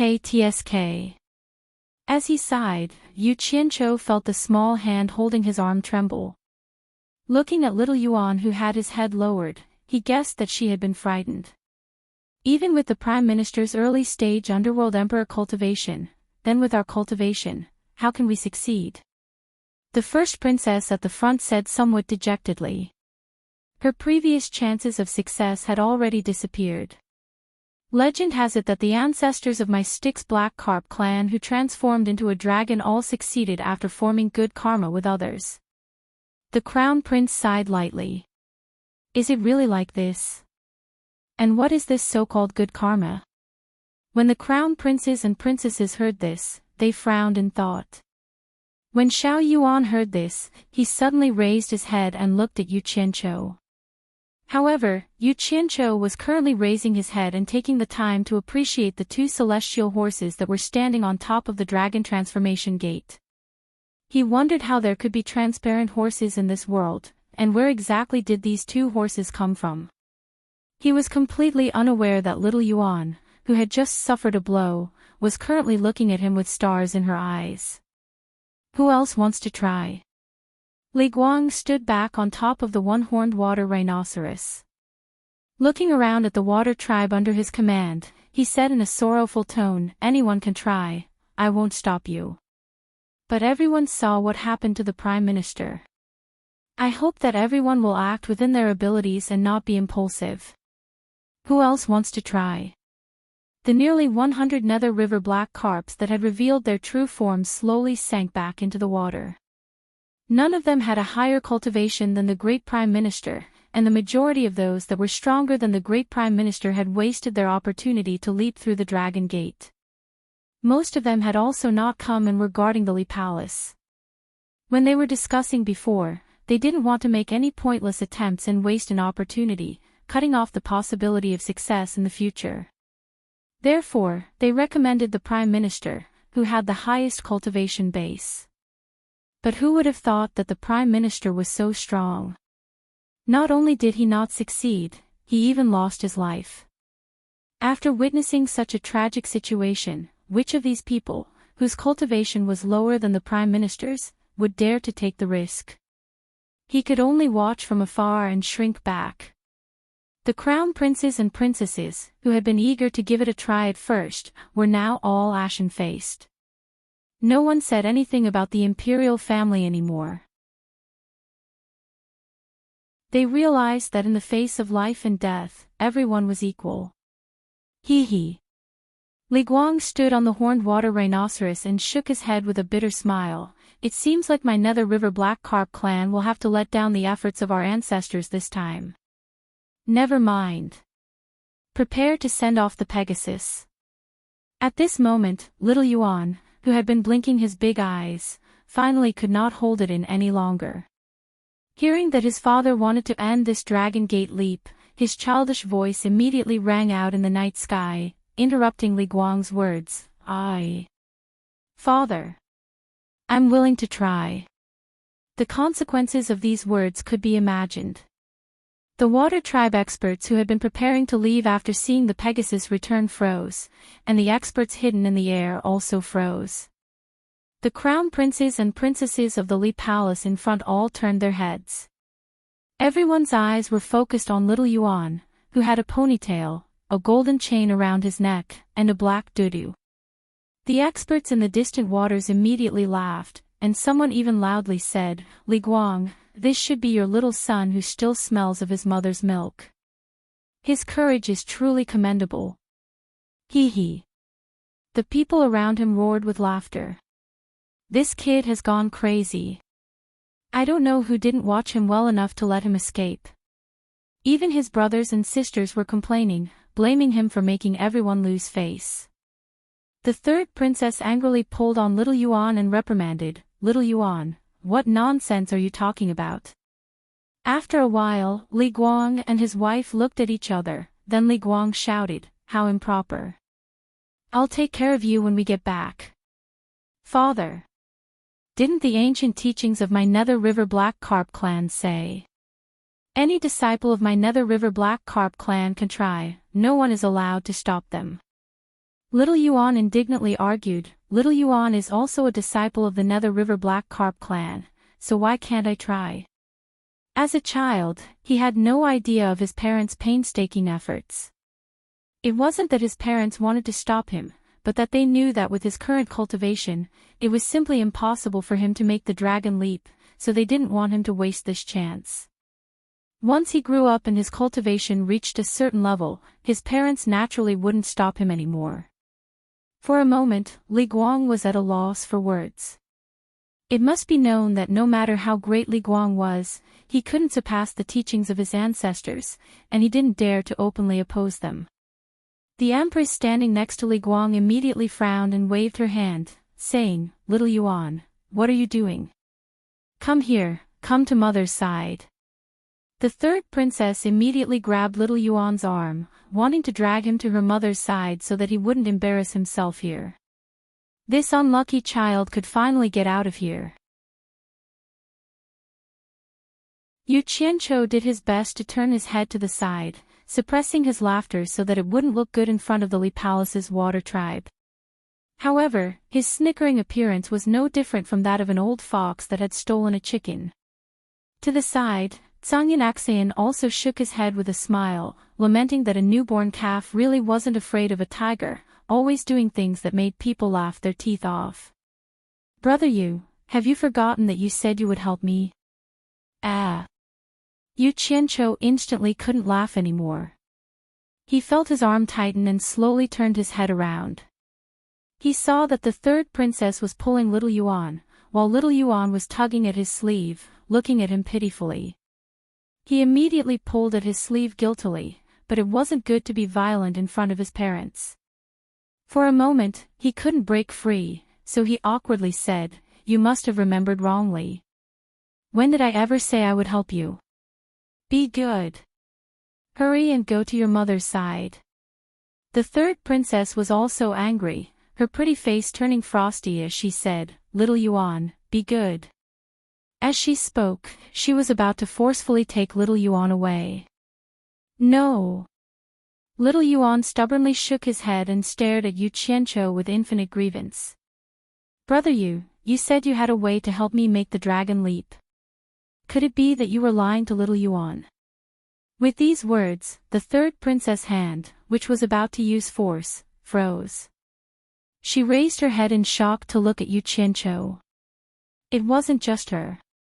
Everyone's eyes were on Yu Qianqiu. The white-clothed scholar, who was hidden in the darkness, was mostly focused on the Pegasus carriage of the dragon transformation sect. Nothing else could attract his attention. At this moment, the silver-armored soldier next to him suddenly exclaimed, "Who is this person? I can't even see through his cultivation. When did the immortal realm have such a powerful person? Which one?" The scholar asked faintly and looked in the direction that the silver-armored soldier was pointing at.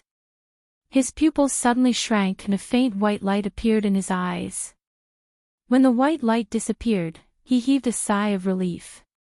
He must have used some special camouflage technique. In fact, he is only at the early minor immortal stage. He is just a pawn that has just stepped into the immortal gate. There is no need to make a fuss. So that's how it is. The silver-armored soldier nodded slowly. His gaze more or less focused on Zhang. He was a little surprised by his intermediate immortal emperor cultivation. He muttered, "That's the attire of the Heartless Palace." "It's not the Heartless Palace. Could it be the chief consecrator, Zhang?" After a short pause, his gaze fell on Yu Qianqiu again. He nodded with some understanding. "The early minor immortal stage. I know who this person is. He should be the World Commerce Chamber's sect leader Yu Qianqiu, who is causing trouble in the immortal realm." "Oh. The Yu Qianqiu who Lord Jean ordered to compose." The scholar's gaze fell on Yu Qianqiu again. At this time, he showed some interest. If Yu Qianqiu knew that this person had also heard of his great name, he wondered if he would feel honored. "Damn it! Why are you all staring at me?" Yu Qianqiu was dumbfounded. Back then, it was just a trick he had casually used to trick a child. What he said was over, and he did not take it to heart. In fact, he did not have any way to help him leap through the dragon gate. He thought he was just a child. He could have just fooled him for a while. Who knew that this stupid child would keep thinking about it? Yu Qianqiu now understood. No wonder this unlucky child kept pestering him. He really took what he said seriously. Seeing the surrounding gazes, he lowered his head and smiled awkwardly at little Yuan. "Little Yuan, you must have heard wrong. I only said that I hope you can leap through the dragon's gate. When did I say I had a way to help you leap through the dragon's gate? Hurry and go back to your mother. Listen to me. How could he dare to admit that he had used the pious worship of the Nether River Black Carp clan to fool someone, and the person he had fooled was the fourth prince of Lee Palace? Sunyan Aksayan sneered and secretly transmitted his voice. Now you know how to be afraid. What happened to the daring and magnificent feat at the beginning? You actually wanted to eat the fourth prince of Lee Palace. You have guts. Shin Yu, who had been standing silently to the side, also looked at Yu Qianqiu with a strange expression. Woo-woo. No, you said it before. Little Yuan immediately began to sob. Letting go of his hand, he pointed at Yu Qianqiu's nose and sobbed. You said that you were called Yu Qianqiu, the Yu from leaping through the dragon's gate. You said that the two of us were fated and that I should call you Big Brother Yu. He then turned to Tsangyan Aksayan and Shin Yu. They all heard it. They can testify that it was clearly you who used a fishing rod too. The word fishing rod caused Yu Qianqiu to stagger. He hurriedly took little Yuan from the third princess's hands and pressed little Yuan's head against his chest. He even pretended to gently stroke little Yuan's head to comfort him, coaxing, "Little Yuan, be good, don't cry, don't cry." In reality, he was pressing little Yuan's mouth against his chest to prevent him from continuing. But it was still a little too late. To the vast majority of the underworld river's water tribes, the word fishing rod was a word they abhorred, especially to a school of carp. At this moment, it was not only the Nether River Black Carp clan that had darkened their faces. Even quite a few of the experts of the underworld river's water tribes in the distance gradually became savage. Fishing rods, fishing nets, and the like were absolute humiliation to them, a very, very great humiliation. A normal person would avoid mentioning these words in front of them, but now, someone was using these things in the underworld river.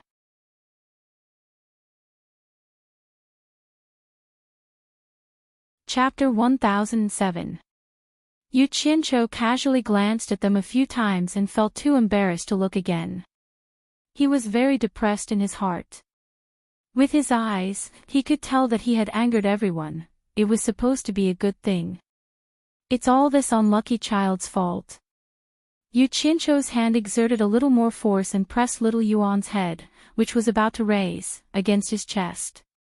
He thought that it would be better to take this unlucky child as a hostage. It was better for him to leave first. After thinking about it, there was nothing for him to be afraid of. At most, he wouldn't be able to stay in the netherworld anymore. But it wasn't like there weren't any benefits. Grey Cloud Axion was dragged down by him. With so many experts around him, he would definitely die. How could Grey Cloud Axion not know his current situation? Looking at the atmosphere around him, he no longer had the mood to watch the show. He had already ravaged Yu Qianqiu 10,000 times in his heart, but it was still not enough. He felt that he was going to die because of Yu Qianqiu this time. He slowly hid his hands in his sleeves, ready to fight to the death. Beside him, Shin Yu's face was pale. He had a premonition that he would be dragged into this. It would be hard for him not to die. The scholar, who was hiding in the air, curled the corners of his mouth into a smile. He stared at the scene below and said, "I'm afraid that the handsome talent that Jin Taisheng had personally selected is going to die a violent death. I wonder how Jin Taisheng will feel when he hears about this. When this matter reaches the immortal realm, it will definitely cause a huge commotion. I'm afraid that Jin Tai will feel embarrassed. When that happens, will he?" Silver Armor Soldier frowned at the scholar and said, "Will Jin Tai come to the netherworld to punish us?" "Punish us? That depends on who it is." The scholar's gaze swept across the water clan on the netherworld river and he laughed. "If he dares to come to punish us, I will open the passage between the immortal world and the netherworld and welcome him in. I will not interfere and will even provide him with all the conveniences. But I'm afraid he won't have the guts." "That's right." The silver-armored army of 1,000 soldiers cast their gazes at the ancient Nether River, which was so long that they could not see the end of it. Standing on the back of the one-horned water rhinoceros, Li Guang and his wife's faces were ashen. They looked at Yu Qianqiu as if they wanted to skin him alive. Li Guang gnashed his teeth and shouted, "Yu Qianqiu, you dare to insult my son with a fishing rod. You should be hacked into pieces, and your bones burned to ashes." Yu Qianqiu rolled his eyes on the spot. He didn't like hearing that. The world was big, so what if he used a fishing rod? What's more, your son didn't do anything. What right do you have to cut me into 1,000 pieces and grind my bones to dust? However, even though he thought this way, he still had to think of a way to salvage the situation. Unless he really didn't want to stay in the netherworld anymore, he had to think of a way to salvage the situation. He coughed and said, "You've misunderstood me. I really didn't mean to insult your son. In fact, I didn't know he was your son. Just imagine, if your son were to reveal his true form and mingle with a school of underworld river black carps, how could someone like me, who has never seen him before, know that he is the fourth prince of the Li Palace? Actually, release my fourth brother first." The crown prince of the Li Palace suddenly shouted angrily, interrupting, "My Li Palace imperial family is not something you can blaspheme." Yu Qianqiu suddenly turned his head and angrily shouted, "Who do you think you are? I am talking to your old man. When did it become your turn to interrupt? Could it be that the person in charge of the Li Palace isn't your father Li Guang, but you, the crown prince Li Zhong?" He was also a person with a reverse scale. How could a random person appear out of nowhere and yell at him? He immediately returned the favor. These words were vicious, and in the emperor's household, it would definitely be considered a death sentence. Crown Prince Li Zhong was almost speechless by these words, and his embarrassment turned into anger as he bared his teeth at his brothers and sisters. If we allow him to kidnap fourth brother and escape today, as his elder brothers and sisters, we will not have the face to see others in the future. Surround him, don't let him escape. After saying these words in front of everyone, the crown princes and princesses immediately surrounded Yu Qianqiu and the others. The third princess stood in front of Yu Qianqiu, coldly staring at him. Yu Qianqiu looked around and sneered, "A bunch of playthings from the same nest, do you think you're worthy of pretending to be brothers and sisters? I, Yu Qianqiu, am an indomitable spirit. I won't use a child as a hostage." As he spoke, he pushed Xiao Yuan, who was almost suffocating, into the arms of the third princess. The third princess was a little surprised, but she slowly carried Xiao Yuan out of the encirclement. Seeing that the other side had no hostages, Crown Prince Li Zhong suddenly laughed sinisterly. "The underworld is not a place where people from the immortal realm can be arrogant." Old song. Yu Qianqiu directly ignored him and interrupted, "Some people don't know the immensity of heaven and earth just because they have the title of crown prince. We are sent here by the immortal emperor and represent the immortal emperor. How can we let others humiliate us? If anyone dares to spout nonsense again, why don't you let him have a taste of your heartless palace's 3 swords in 1 sword unsheathing form? Let's see if he's good with words or if he's really capable with his hands." Hearing this, the underworld's water tribe's powerhouses were slightly shocked. They might not have heard of who Tsangyin Xayan was, but they had definitely heard of the celestial world's heartless palace's sect master, Wang Qing, especially his 3 swords in 1 sword unsheathing form. In order to comprehend the sword technique, Wang Qing had once rampaged through the underworld. Many powerhouses had died under Wang Qing's 3 swords in 1 sword unsheathing form. None of them had the confidence to block this move. Hearing this, based on everyone's information, they could roughly confirm that these 2 fellows were indeed Heartless Palace's chief high priest Tsangyin Xayan and World Commerce's sect master Yu Qianqiu from the celestial world. In fact, Li Guang was also quite wary of Tsangyin Xayan's 3 swords in 1 sword unsheathing form. Otherwise, he would have given the order to kill them already. When the crown princes and princesses heard the 3 swords in 1 sword unsheathing form, their expressions all changed. Sungyin Aksayan had no way out. Yu Qianqiu had even brought up the Celestial Emperor. Even if he had to die, he had to brace himself and fight. This might give him a sliver of a chance at survival. If he retreated, Celestial Emperor Jin Tai would be the first to come after him. He had no confidence in escaping Jin Tai's pursuit. He immediately stepped forward with an imposing manner and stared at Crown Prince Li Zhong like lightning. Crown Prince Li Zhong immediately felt a powerful pressure bearing down on him after being targeted by Sungyin Aksayan. He panicked. He had naturally heard of the Heartless Palace's sword unsheathing form, and he had no confidence in blocking it. Only now did he realize that he had indeed been impulsive. Sungyin Aksayan! Li Zhong shouted. No matter how powerful Celestial Emperor Jin Tai is, he can't control the water tribe of the underworld. My Li Palace has never had any dealings with your Heartless Palace. I don't want to make things difficult for you, but it's best if you don't interfere in our affairs. Otherwise, no matter how famous your Heartless Palace's sword unsheathing form is, the water tribe of the underworld will not let you come and go as you please. These words were already a concession. It would be a lie if Sungyin Aksayan said that he wasn't tempted, but he knew that if he retreated now, Immortal Emperor Jin Tai would probably make his life a living hell. He had no choice but to say it out loud. Sungyin Aksayan slowly closed his eyes. His blue robe and long beard fluttered without any wind. His hands were hidden in his sleeves as he stood there with his eyes closed. At this moment, Sungyin Aksayan had the demeanor of Guan Yunchang. He stood there silently to show his attitude. The atmosphere suddenly became heavy. No one dared to be the first to test the sharpness of his sword unsheathing form. Everyone knew that once the sword unsheathing form was used, the river Styx would be dyed red with blood. Big brother Yu. You said that you had a way to help me make the great leap. Little Yuan, who was in the third princess' hands, suddenly spoke in a childish voice. Yu Qianqiu immediately rolled his eyes. This unlucky child, if it weren't for your blabbering, things would not have turned out like this.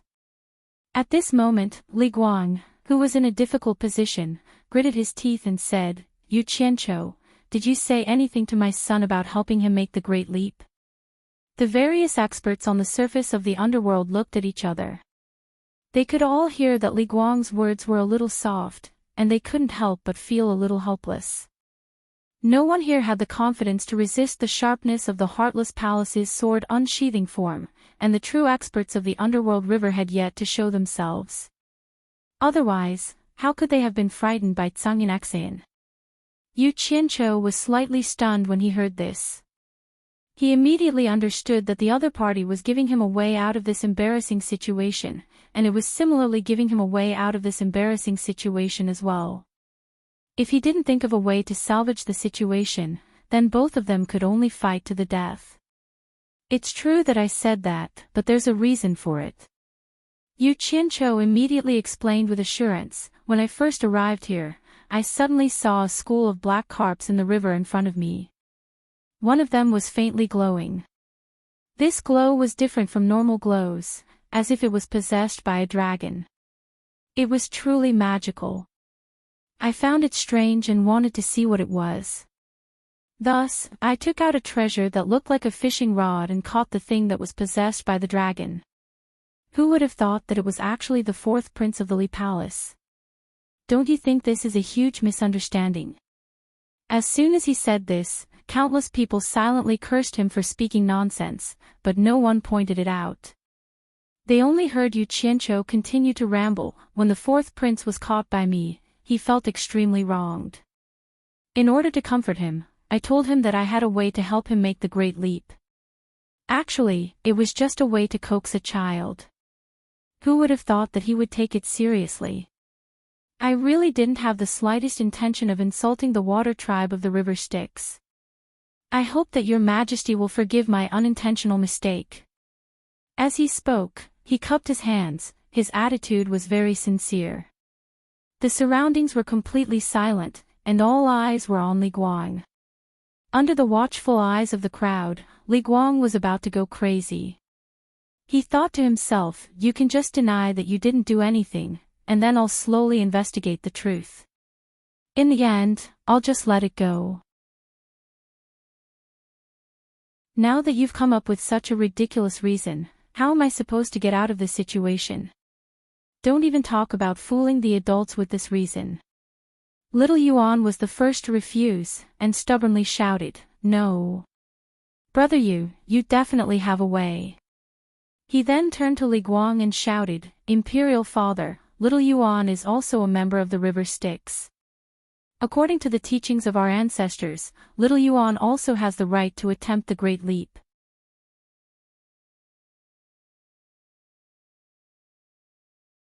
Chapter 1008. He had spoiled this unlucky child to the point that even the adults were worried about him. Yu Qianqiu sighed and shook his head. Right now, he was like a bystander who was watching the show.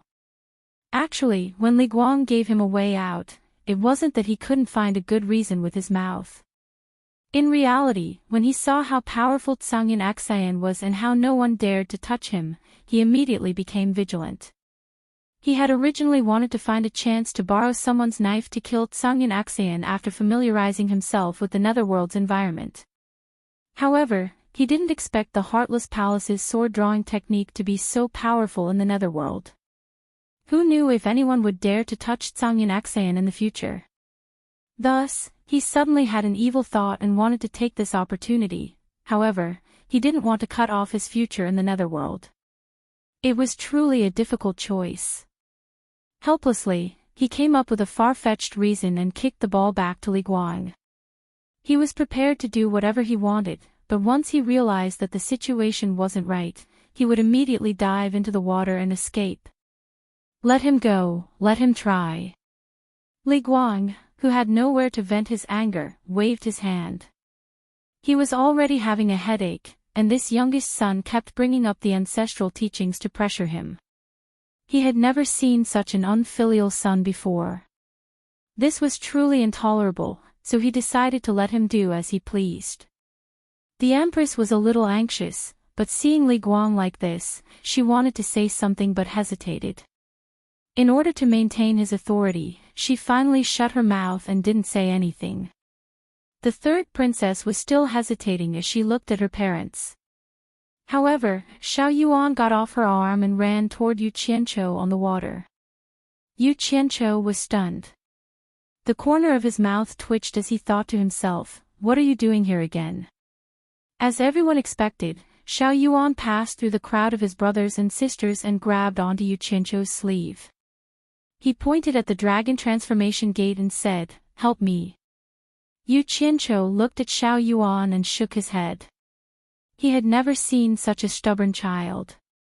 To put it nicely, it was called stubborn. He suspected that this child was the illegitimate child of the deceased Prime Minister and the Empress. Otherwise, why would his temper be so similar to that of the Prime Minister? Forget it. It's good that you give up on this idea, so that I don't have to be the center of attention all the time. Yu Qianqiu shrugged helplessly at the crowd. It didn't matter. Just like that, he was dragged away by the persistent Xiao Yuan. Under everyone's gaze, the two of them arrived at the foot of the transforming dragon sect that was enveloped by the colored glass treasure light.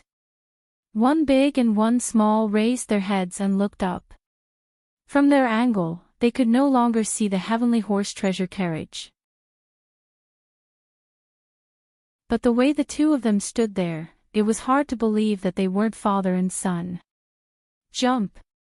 With his hands behind his back, Yu Qianqiu nodded towards the top of the mountain and said perfunctorily. He was ready to let the little guy fail and give up as soon as possible. Xiao Yuan looked up at him, her large eyes blinking excitedly. Brother Yu, help me. What a joke. I don't have that kind of ability.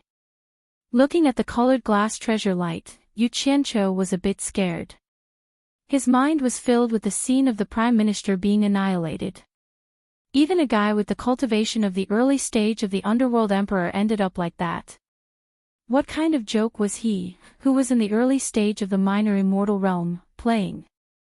He didn't know whether to laugh or cry. How do you want me to help? Xiao Yuan bit his finger and looked back at the colored glass treasure light. After thinking for a while like an adult, he said, Xiao Yuan's cultivation is too low. I can't go up. Why don't? He was very self-aware. He knew that his cultivation was too low to go up. After a pause, he looked at Yu Qianqiu and said expectantly, Why don't you carry me up? Hearing this, Yu Qianqiu's expression froze. He said in surprise, Carry you up? Are you kidding me? This is the Jumping Dragon Gate. Have you ever heard of anyone from your Nether River Black Carp clan being carried up after jumping the Dragon Gate? If that's the case, how is it you jumping the Dragon Gate? Isn't it me jumping the Dragon Gate? Let alone him, the surrounding people were also shaking their heads. They all thought to themselves that the little guy was just a little guy. Li Guang's originally green face turned a little black. This was too ridiculous. Xiao Yuan pouted and said very naively, It was you, brother Yu, who told me. Your name is Yu Qianqiu, Yu as in Jumping Dragon Gate. There's nothing wrong with you bringing Xiao Yuan along to jump the Dragon Gate. Ah. Yu Qianqiu was stunned by this little guy's extraordinary comprehension ability. His mind went blank for a while. You're my grandpa. So that's how you understand it. No matter what, it's just that I have a cheap mouth. This was the first time he realized that he had lost so badly in a verbal argument. Most importantly, there was no reason to reason with this little brat. He couldn't even be calculative with him. Brother Yu. Help me. Xiao Yuan tugged on his sleeve and acted like a spoiled child. He was practically invincible when it came to using both the carrot and the stick. Yu Qianqiu resisted the urge to beat up the little guy in front of so many people. He pointed at the colored glass treasure light in front of him and said, You mean, you want me to carry you up the mountain from here? Yes. Xiao Yuan nodded excitedly, taking it as a yes. He dove into the river Styx and turned into a huge black carp about a meter long. He swam a few rounds around Yu Qianqiu, who was standing on the surface of the water. Then, he jumped out of the water and floated in front of Yu Qianqiu. He wagged his head and tail excitedly and said, Brother Yu, carry me up. Damn you. Yu Qianqiu rolled his eyes a few times. He raised his hand to wipe away the water droplets that the little guy's tail had splashed onto his face. This Styx River black carp, which was originally rather cute in appearance, was now completely unreasonable in his eyes. Brother Yu. Don't hesitate. You can do it. I believe that you're the best, Xiao Yuan said with certainty. Although his words were simple, this kind of pure encouragement coming from the mouth of a little kid was quite effective against a black-hearted person like Yu Qianqiu. Yu Qianqiu scratched his face embarrassedly and asked tentatively, Why don't we give it a try? But let me say the ugly words first. Failure is certain. Don't blame it on me when the time comes. This was definitely his style. He would always give a warning first. Yes. As long as Brother Yu tries his best, it's fine. Xiao Yuan cheered and threw herself into Yu Qianqiu's arms without a care for the cost. Yu Qianqiu had no choice but to hug him. After a moment of hesitation, he moved step by step toward the uneven and swaying light. It was as if there was a bottomless abyss in front of him. When he reached the front, he stopped again and said with some difficulty, Xiao Yuan, why don't you try jumping first? If it doesn't work, I'll try again. When these words were spoken, it was unknown how many people looked at him with disdain. Either you don't go, or you don't even have the courage to go through the motions. Who do you think you are? Even Sangyun Axian felt that it would be embarrassing to be with him in the future. Big Brother Yu, this won't do. If I fall into the water when I try, it will be considered a failure according to the ancestral teachings. I can't try again, Xiao Yuan said very seriously. Hee hee. Then forget it. Yu Qianqiu laughed awkwardly. He held the big carp in one hand and reached out a finger. He raised his cultivation to the limit and slowly reached into the colored glazed light. He was going to test the waters first. The result surprised him. The temperature in the light was indeed very high, and the pressure was not small, but it was completely within his tolerance range. He inserted his finger into the light repeatedly, then changed to a palm, then to a fist. Finally, he stuck his entire arm in and shook it a few times. With this action, he did not care how many people were looking at him with disdain. His life was his, and how could he be compared to those who were just watching the show? After finally confirming that there were no problems, he directly dashed in with Xiao Yuan in his arms. Amidst Xiao Yuan's cheers, he raised his arms high and lifted Xiao Yuan above his head. He slowly flew up against the pressure. He had no pressure now. In any case, he had already tried. If he found that something was wrong, he could just go into the water and admit defeat. There was no need to risk his life. However, what he did not know was that the moment he charged in and the light enveloped his body, a golden light immediately erupted from his dantian, as if it had been activated by something. However, it only flashed for a moment before the golden light disappeared. The big carp he held above his head was covered in a faint layer of golden leaf. He was in the light, so he felt that there was a glistening yellow in front of him. It was as if he was wearing tinted glasses, so he did not notice anything. Instead, the expressions of the people outside all became solemn. They looked at Xiao Yuan in surprise. They could clearly see that, just a moment ago, Xiao Yuan's body had been covered in a faint layer of golden hair. At this moment, the yellow light around Xiao Yuan's body was clearly stronger than its surroundings, like a thin halo of light protecting him. How could this be? The silver-armored soldier in the air said in surprise.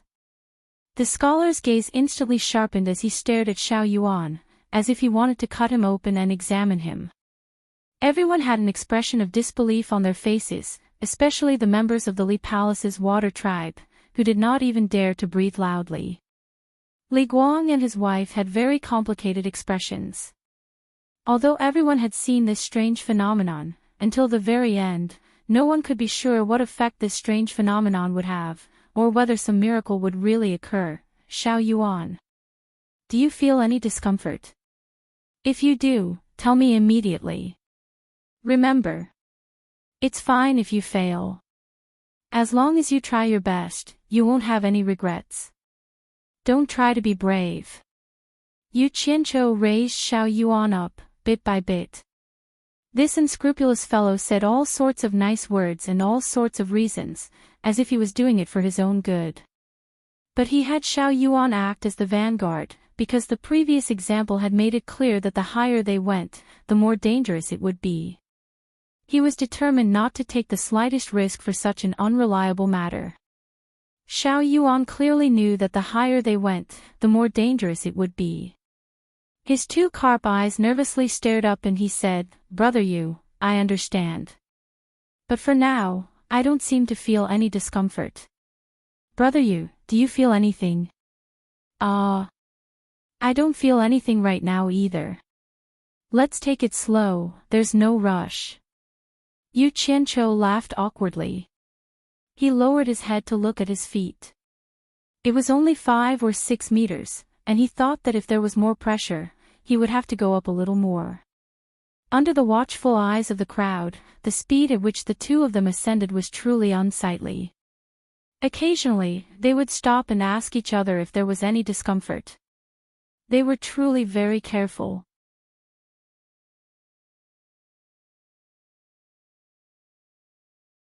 Chapter 1009.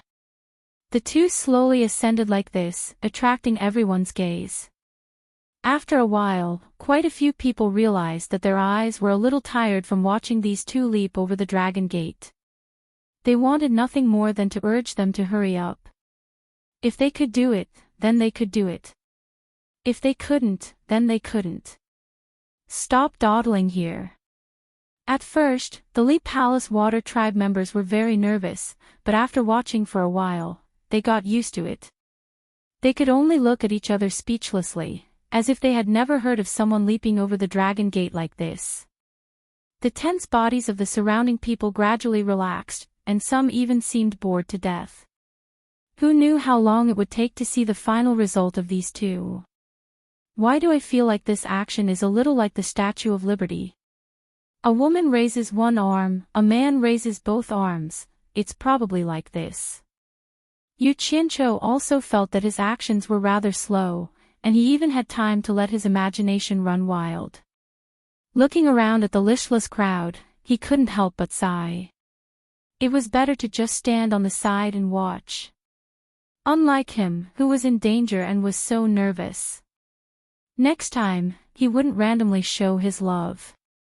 Looking at his feet, he realized that they were already more than 10 meters from the surface of the underworld river. Yu Qianqiu solemnly raised his head and asked, "Little Yuan, how do you feel? Do you feel uncomfortable anywhere?" "Oh. I'm fine, but I feel like I'm going a little slow." Little Yuan stared at him with his carp eyes and said honestly. The nervousness that could be seen in his eyes before was now beginning to wander around leisurely. "It's good to go a little slower, we're not in a hurry. It's better to be safe than sorry. Safety first," Yu Qianqiu said solemnly. Little Yuan very obediently gave an "oh," and the two clowns continued to slowly ascend. Hearing these words, some distant tyrant of the water tribe, probably someone with a fiery temper, couldn't bear to watch any longer and roared, "Yu Qianqiu, are you still a man? If you're a man, then be a little braver and go straight up. If you can do it, then you can do it. If you can't, then forget it." The voice reverberated across the surface of the underworld river. Who? Don't just stand there and talk." Yu Qianqiu raised his hands in surrender and quickly looked around and cursed. "Fuck. You're a man. You're brave. If you're capable, come at me. Let's swap. I also know how to make sarcastic remarks. I guarantee that I will urge you to hurry up. If you die in an accident, I will take care of your corpse and choose a good place to bury you." Ha! The group of waterkind warriors who had been watching the show burst into laughter. The person who roared seemed to be amused and scolded with a smile, "Bullshit. I want to see how you will die. I have already chosen a good place. It is at the foot of the Dragon Transformation Sect. I am waiting to collect your corpse." Everyone. Li Guang floated into the air and cupped his hands towards the crowd. "Today is an important day for my Li Palace's water tribe. I hope that everyone can give me some face. This matter concerns my son's life. Please do not disturb him." As soon as he said that, the laughter gradually calmed down. Even if he did not give face to Li Guang, he still had to give face to the Pegasus that came from nowhere, 20 meters from the water. Yu Qianqiu looked down. He remembered that when the first Nether River black carp leapt through the dragon gate, it seemed to feel the pressure when it rose 20 meters and slowed down. He immediately raised his head and asked, "Little Yuan, how do you feel?" Little Yuan's carp eyes turned around and carefully sensed. After a pause, he said, "Nothing much, it's still the same." "It's still the same," Yu Qianqiu muttered. He felt that something was wrong and warned again, "Little Yuan, I am preparing to increase my speed. If you feel anything wrong, tell me immediately." Brother Yu, I understand," Little Yuan replied excitedly. Truly, newborn calves are not afraid of tigers. Yu Qianqiu sighed inwardly and immediately tried to increase his speed. 1 meter, 2 meters. He could only watch as the distance between him and the surface of the Nether River increased. When he rose to around 50 meters, he did not need to ask Little Yuan. He himself felt that something was wrong. At such a height, even with Little Yuan supporting him, he should have felt the pressure increase. Why was it still the same as before, with no reaction at all? Suspicious, he could not help but stop and carefully think about what was going on. In the eyes of the crowd, they initially thought that the two of them had already felt the pressure and could no longer continue, but looking at Yu Qianzhou's expression and behavior, it did not seem like it was difficult for them to continue. Little Yuan saw that they had risen so much and Yu Qianzhou had stopped and immediately shouted excitedly, "Brother Yu, I'm fine. I can go a little faster." Ah! It seemed that they were really fine. Yu Qianzhou could not figure out what had gone wrong, so he made up his mind and gritted his teeth. Following Little Yuan's words, he pushed Little Yuan up the mountain step by step at a normal walking speed. 60 meters from the surface of the Nether River, 80 meters. Everyone's eyes were fixed on them. The speed at which the two of them rose at a leisurely and relaxed pace was unbelievable. Li Guang and his wife looked at each other. There was not a trace of happiness on their faces, but astonishment instead. The crown princes and princesses of the Li Palace were also dumbfounded. However, at this time, Yu Qianzhou suddenly understood what the problem was. He believed that the carp leaping over the dragon gate was a task that could only be completed by the carp alone. Relying on the help of others was ineffective, or in other words, it was ineffective if humans intervened. In other words, Little Yuan was probably happy for nothing. So that was the case. Once Yu Qianzhou figured it out, he immediately felt no psychological burden. Maintaining a certain level of vigilance, he pushed Little Yuan and directly flew up. 20 meters. 10 meters, Brother Yu is almost there. Little Yuan was already cheering in advance. Yu Qianzhou also took the opportunity to put him down and hold him in his arms, their figures stabilizing in the air. At this time, the two of them had already reached the same height as the top of the mountain. Directly in front of them was the carriage of the Pegasus emitting a rich and simple aura. Two transparent precious horses were staring at them with their crystal-like eyes, their bodies shining brightly like statues standing at the top of the mountain. Everyone was staring at them without blinking. There were no cheers, and no applause. They were quietly waiting for what would happen next. Although the speed at which the two of them ascended was a little too slow, it was too easy. They couldn't help but ask themselves if this counted as leaping over the dragon gate. After being in a stalemate with the carriage of the Pegasus at the top of the mountain for a while, Little Yuan leisurely whispered into Yu Qianzhou's ear, "Should we go over?" Yu Qianzhou was also somewhat at a loss. He didn't know what to do next. He looked at the surface of the Nether River beneath his feet, then at the top of the mountain. He thought that before they reached the top of the mountain, they might not have succeeded in leaping over the dragon gate. He then pushed Little Yuan, who was in his arms, forward, and the two of them slowly floated to the top of the mountain. Everyone watched as Yu Qianzhou carefully placed his feet on the top of the mountain. At this time, Little Yuan had also transformed back into his human form and shyly was placed on the top of the mountain by Yu Qianzhou. Just as Little Yuan's feet touched the ground, the two Pegasus simultaneously straightened their four bodies and stomped their hooves, letting out a long neigh that resounded through the entire night sky for a long time.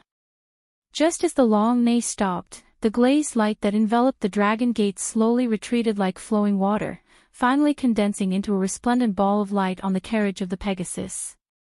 The condensed glazed light wriggled for a while, and suddenly, a huge head gradually rose from the glazed light, ferocious horns, a protruding forehead, a sharp nose, huge eyes, and a long mouth filled with dense fangs. Damn it, dragon! This was not the first time that Yu Qianzhou had seen such a thing, and he immediately recognized that it was a dragon head. However, he did not expect to see it for the second time, and at such a close distance at that. Just as he was about to slowly retreat and get ready to leave as soon as he realized something was wrong, he suddenly felt something touch his thigh. Wah! Wah! A loud and a small cry sounded on the mountain peak. Yu Qianqiu and Little Yuan dodged at the same time. When the former saw that it was Little Yuan, he immediately slapped his chest and scolded, "Why are you sneaking behind me? Are you trying to scare me to death?" Little Yuan did not care so much, and flashed behind him again, grabbing onto his clothes and poking his head out from behind.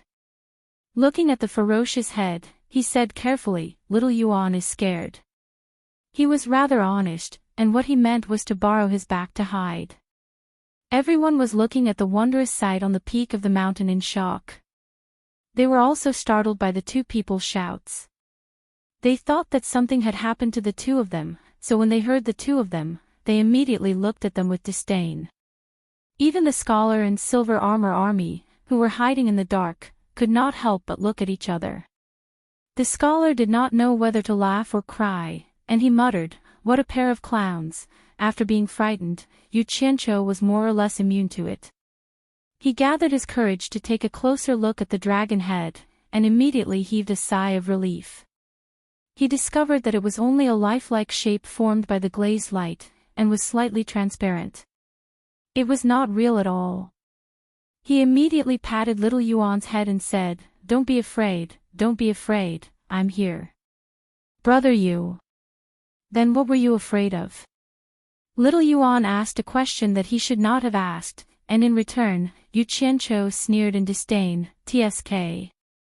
I saw that you were not here, and I was afraid that something happened to you."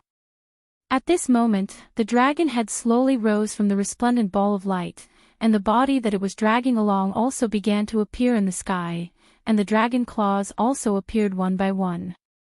As the dragon rose into the sky, the resplendent ball of light that it had emerged from gradually shrank, until the dragon's tail appeared, and a small ball of light adorned the dragon's tail. At this point, the glazed light covering the Pegasus carriage had completely disappeared, and it had completely condensed into a glistening yellow dragon that was 50 to 60 meters long above the dragon transformation gate. It stood majestically in the night sky, and looked down on the entire netherworld. It was abnormally shocking. Standing on the dragon transformation gate, Yu Qianqiu and Little Yuan looked up with their mouths wide open. Everyone's gaze was also focused on the dragon hovering in the sky.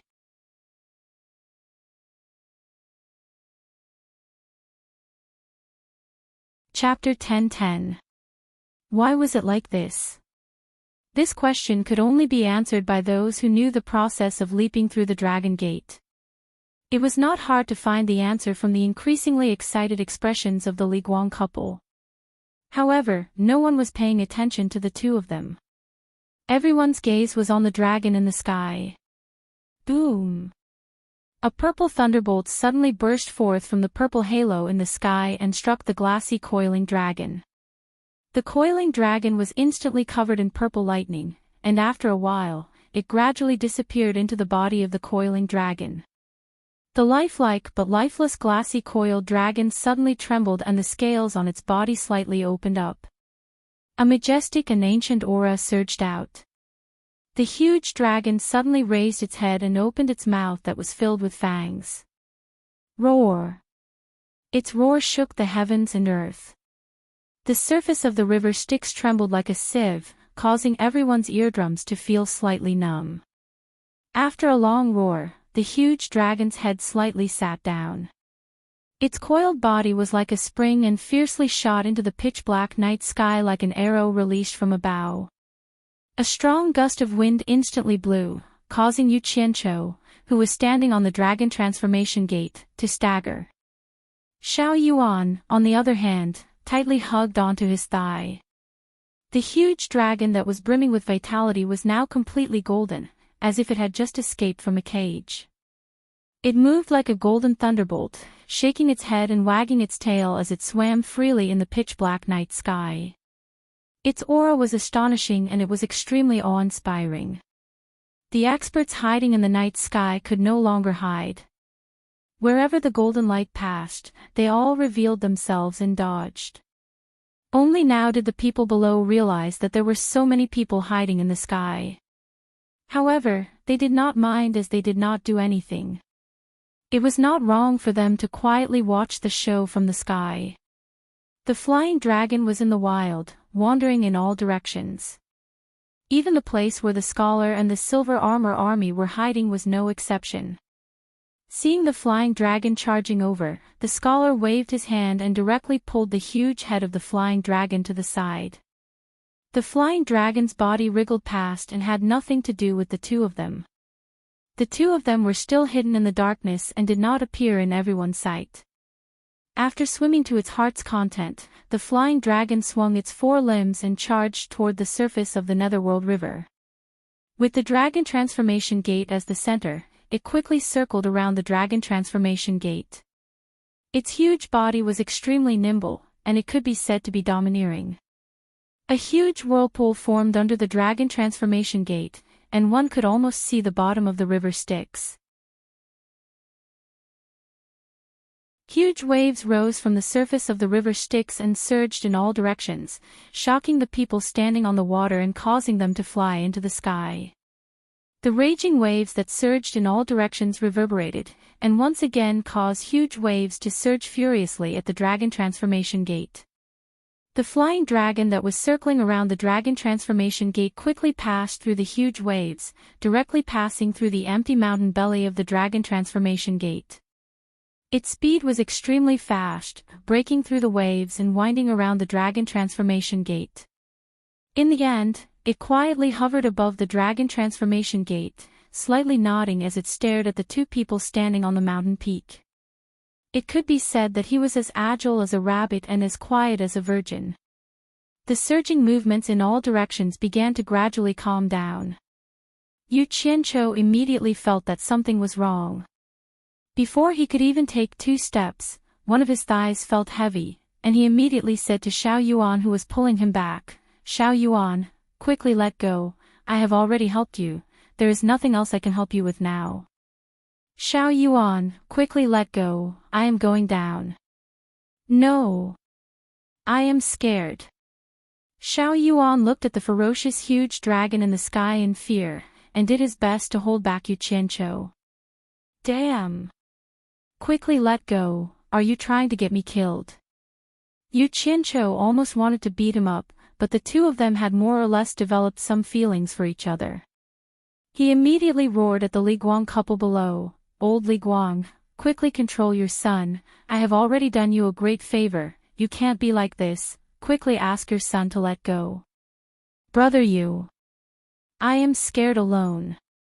Xiao Yuan immediately wailed. "Damn.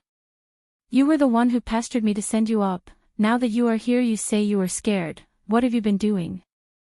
Yu Qianqiu stretched out his hand to push his forehead twice, and seeing that the huge dragon in the sky was already moving, he immediately panicked and said, "Quickly let go, it is better for you to be scared alone than both of us." "Brother Yu. I am scared."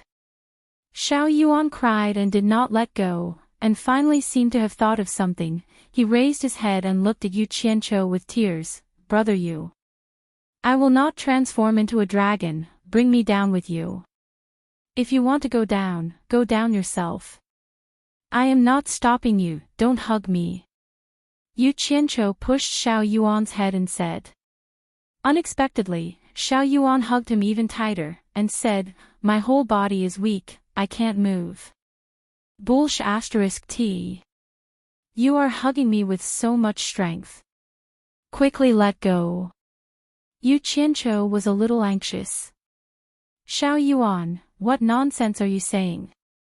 Below, Li Guang was angry and shouted, "Quickly let go of your brother Yu." Tsungyan Aksayan, who had been watching the commotion for a long time, shook his head and sighed. This Scum seemed to cause trouble wherever he went, and now he had come to the Netherworld to cause such a big commotion. After today, there would probably be no one in the Netherworld who did not know of Yu Qianqiu. Yu Qianqiu looked at Li Guang, then looked at Xiao Yuan, who was hugging his leg. He did not care what Li Guang was thinking, and immediately glared at Xiao Yuan. "You said you wanted to go down, don't blame me in the future." Not caring whether Xiao Yuan agreed or not, he turned around and hugged Xiao Yuan. But before he could get up, he immediately heard a gust of wind. By the time he got up with Xiao Yuan in his arms, they were already surrounded by a golden haze. The flying dragon was circling around the mountain, its long body already wrapped around the two of them.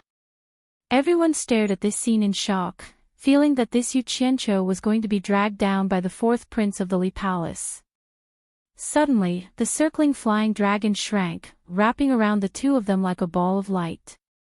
Suddenly, Yu Qianqiu's scream came from inside, "Little Yuan, don't hug me, let go." "Fuck, aw." As soon as Yu Qianqiu cried out, a figure was pulled out of the thick ball of light. If it was not Yu Qianqiu, who else could it be?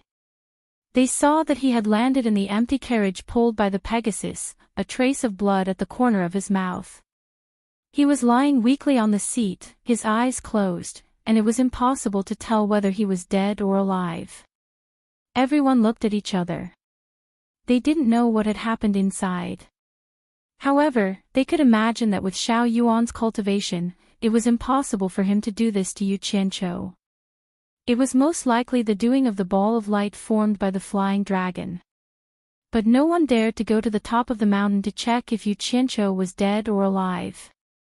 Many people wanted to use their spiritual sense to check, but they all realized that it was impossible for their spiritual sense to approach the dragon transformation gate.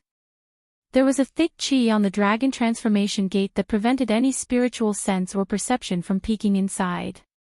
Li Guang was also one of the people who wanted to investigate, but when he realized that his spiritual sense and perception could not approach, he clapped his hands in regret and sighed, "My Nether River Black Carp clan owes him." The Empress next to him only glanced at Yu Qianqiu a few more times before staring at the shrinking ball of light. As a mother, she naturally placed her son first. Everything else was secondary. Zhang Yunxin, who witnessed all of this, furrowed his brows.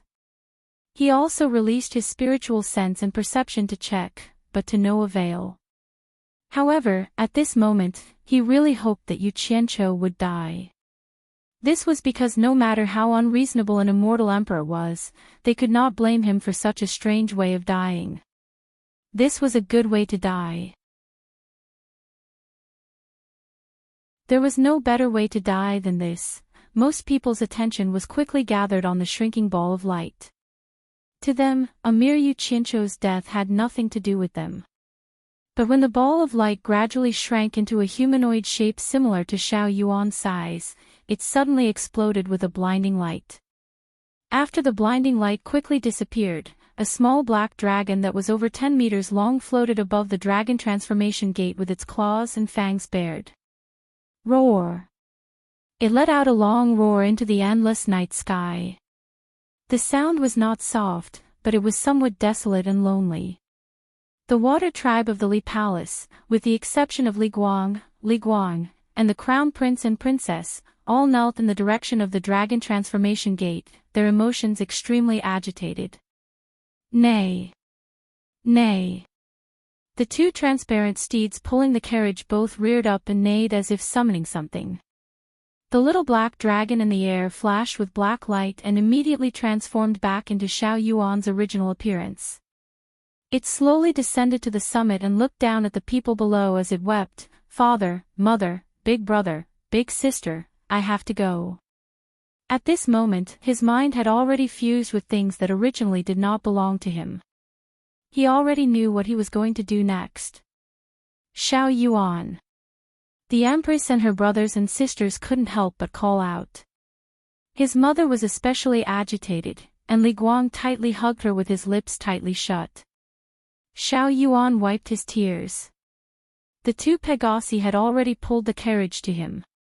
He turned and climbed onto the carriage, then straightened up the reclining Yu Qianqiu and sobbed, "Big brother Yu, I'm afraid to go alone. I'll take you with me." At these words, everyone below almost fainted. They all stared up in shock. He was going to take Yu Qianqiu with him. Sangyan Xian's eyebrows once more fiercely twitched. This couldn't be any better. It was unknown whether Yu Qianqiu was dead or alive. If he left in such a bizarre manner, the immortal palace would have even less reason to blame him. The two Pegasi did not express any objections, as if it was only right that they take Yu Qianqiu with them. They neighed in unison, stomped their hooves, and then flew into the air. They pulled the carriage around the dragon transformation gate and then flew directly toward the spinning violet halo in the sky. He took 2 of them with him at once. Just as everyone was dumbfounded, the sound of Yu Qianqiu waking up came from the sky. Damn it! It hurts so much. Why am I sitting here? Pegasi. Xiao Yuan, what's the meaning of this? Everyone saw Yu Qianqiu poking his head out from the back of the carriage, looking down with a terrified expression. Then, they saw half of Xiao Yuan's body poking out, clearly standing on the seat. They saw him hugging Yu Qianqiu's neck and sobbing, Xiao Yuan is afraid to go alone. Big Brother Yu, accompany Xiao Yuan.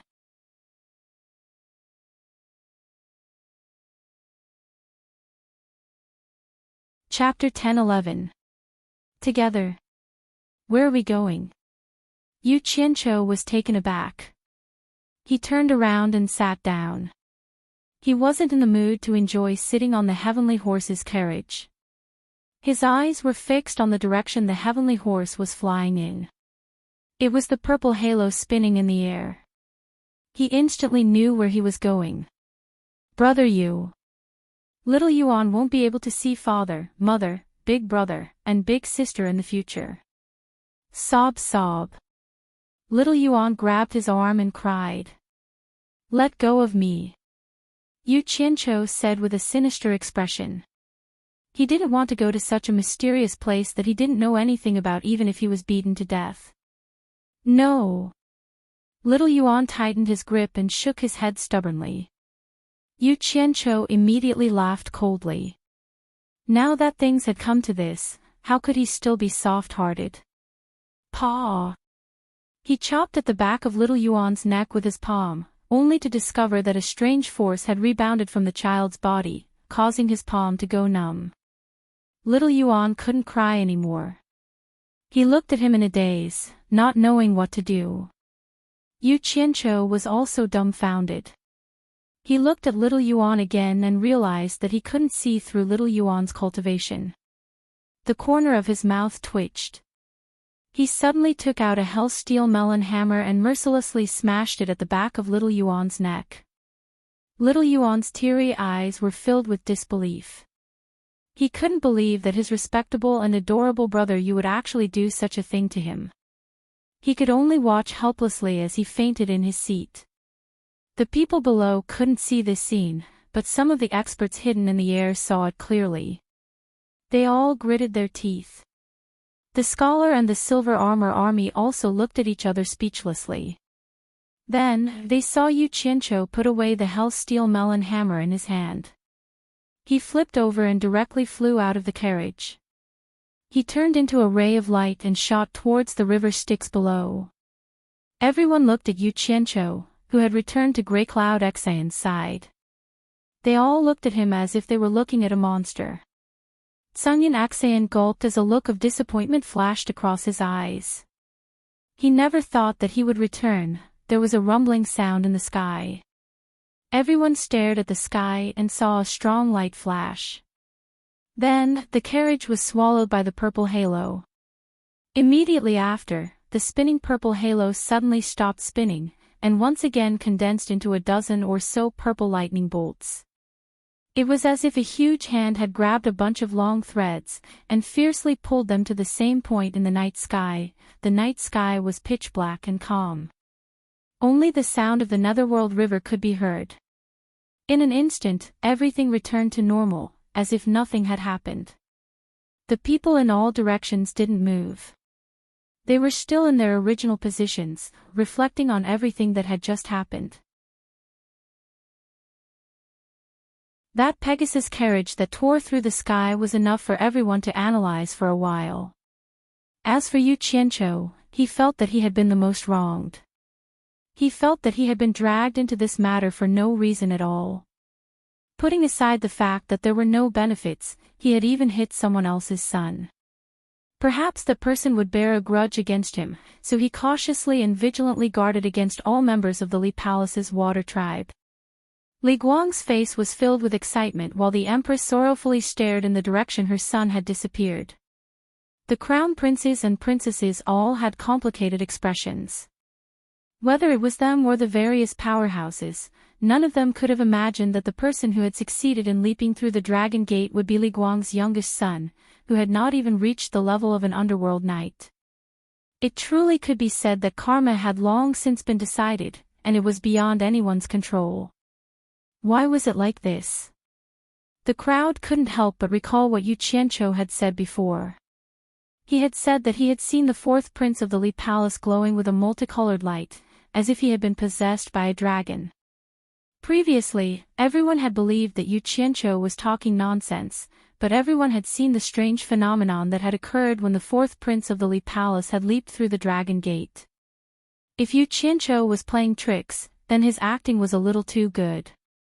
Especially that scene of him clinging to life and being afraid of death, everyone still remembered it vividly.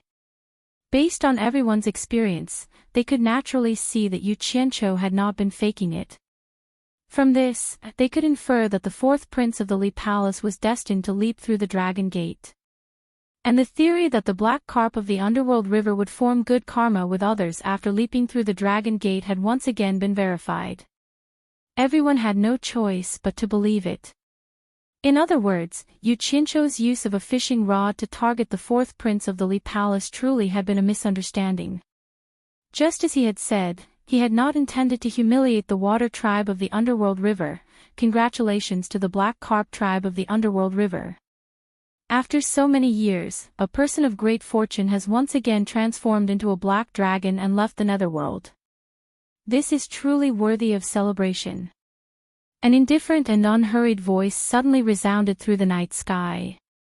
It was not a voice, but it echoed in every direction, causing everyone's minds to shake. Especially that tone of voice. Although it was polite words of congratulations, it gave off a feeling of being high above all living beings. The various experts on the surface of the underworld river trembled and raised their heads to look around.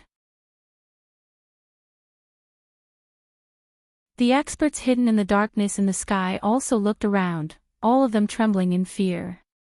At first, Yu Qianqiu did not think much of it, but after observing the changes in the expressions of Li Guang and the other experts, he was slightly alarmed. He immediately determined that this person who had yet to reveal himself was not ordinary.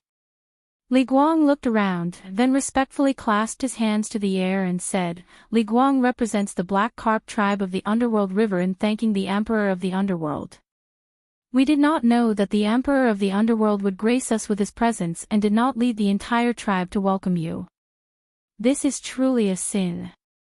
Dare I ask, what advice does the Emperor of the underworld have?" The Emperor of the underworld. Yu Qianqiu was shocked.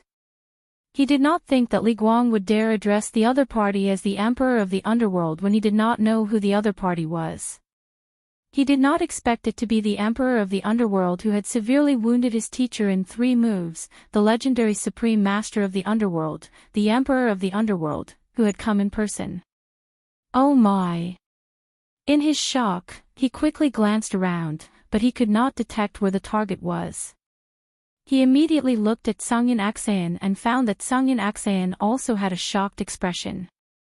It was obvious that he did not expect the Emperor of the underworld to come in person. "It's not advice, but I should congratulate you. Farewell." As soon as the indifferent voice fell, 2 white flowing lights appeared in a dark corner in the sky, disappearing quickly into the horizon. At the same time that the 2 white lights appeared, all the people bowed in the direction of the departing figures with cupped hands, saying, "Farewell, Underworld Emperor." Yu Qianqiu and Sangyin Axayan also followed suit, bowing respectfully to bid farewell. After everyone stood up, congratulatory voices continuously came from all directions towards Li Guang. Li Guang, on the other hand, continuously cupped his fists towards all directions in return. The surrounding water tribe experts all hid into the underworld river and left. Streaks of light also flew past in the sky. In a short while, almost everyone had left, leaving only the people of Li Palace and the people of Hidden Dragon Villa in the distant sky. Let's go as well. Yu Qianqiu secretly whispered to Tsangyan Axayan and Xinyu. The three of them had the same idea. They all felt that this was not a place to stay for long, and that it was better to leave as soon as possible. Wait! Li Guang shouted, and the three of them paused. What they were worried about had happened, and they slowly turned around to look at him.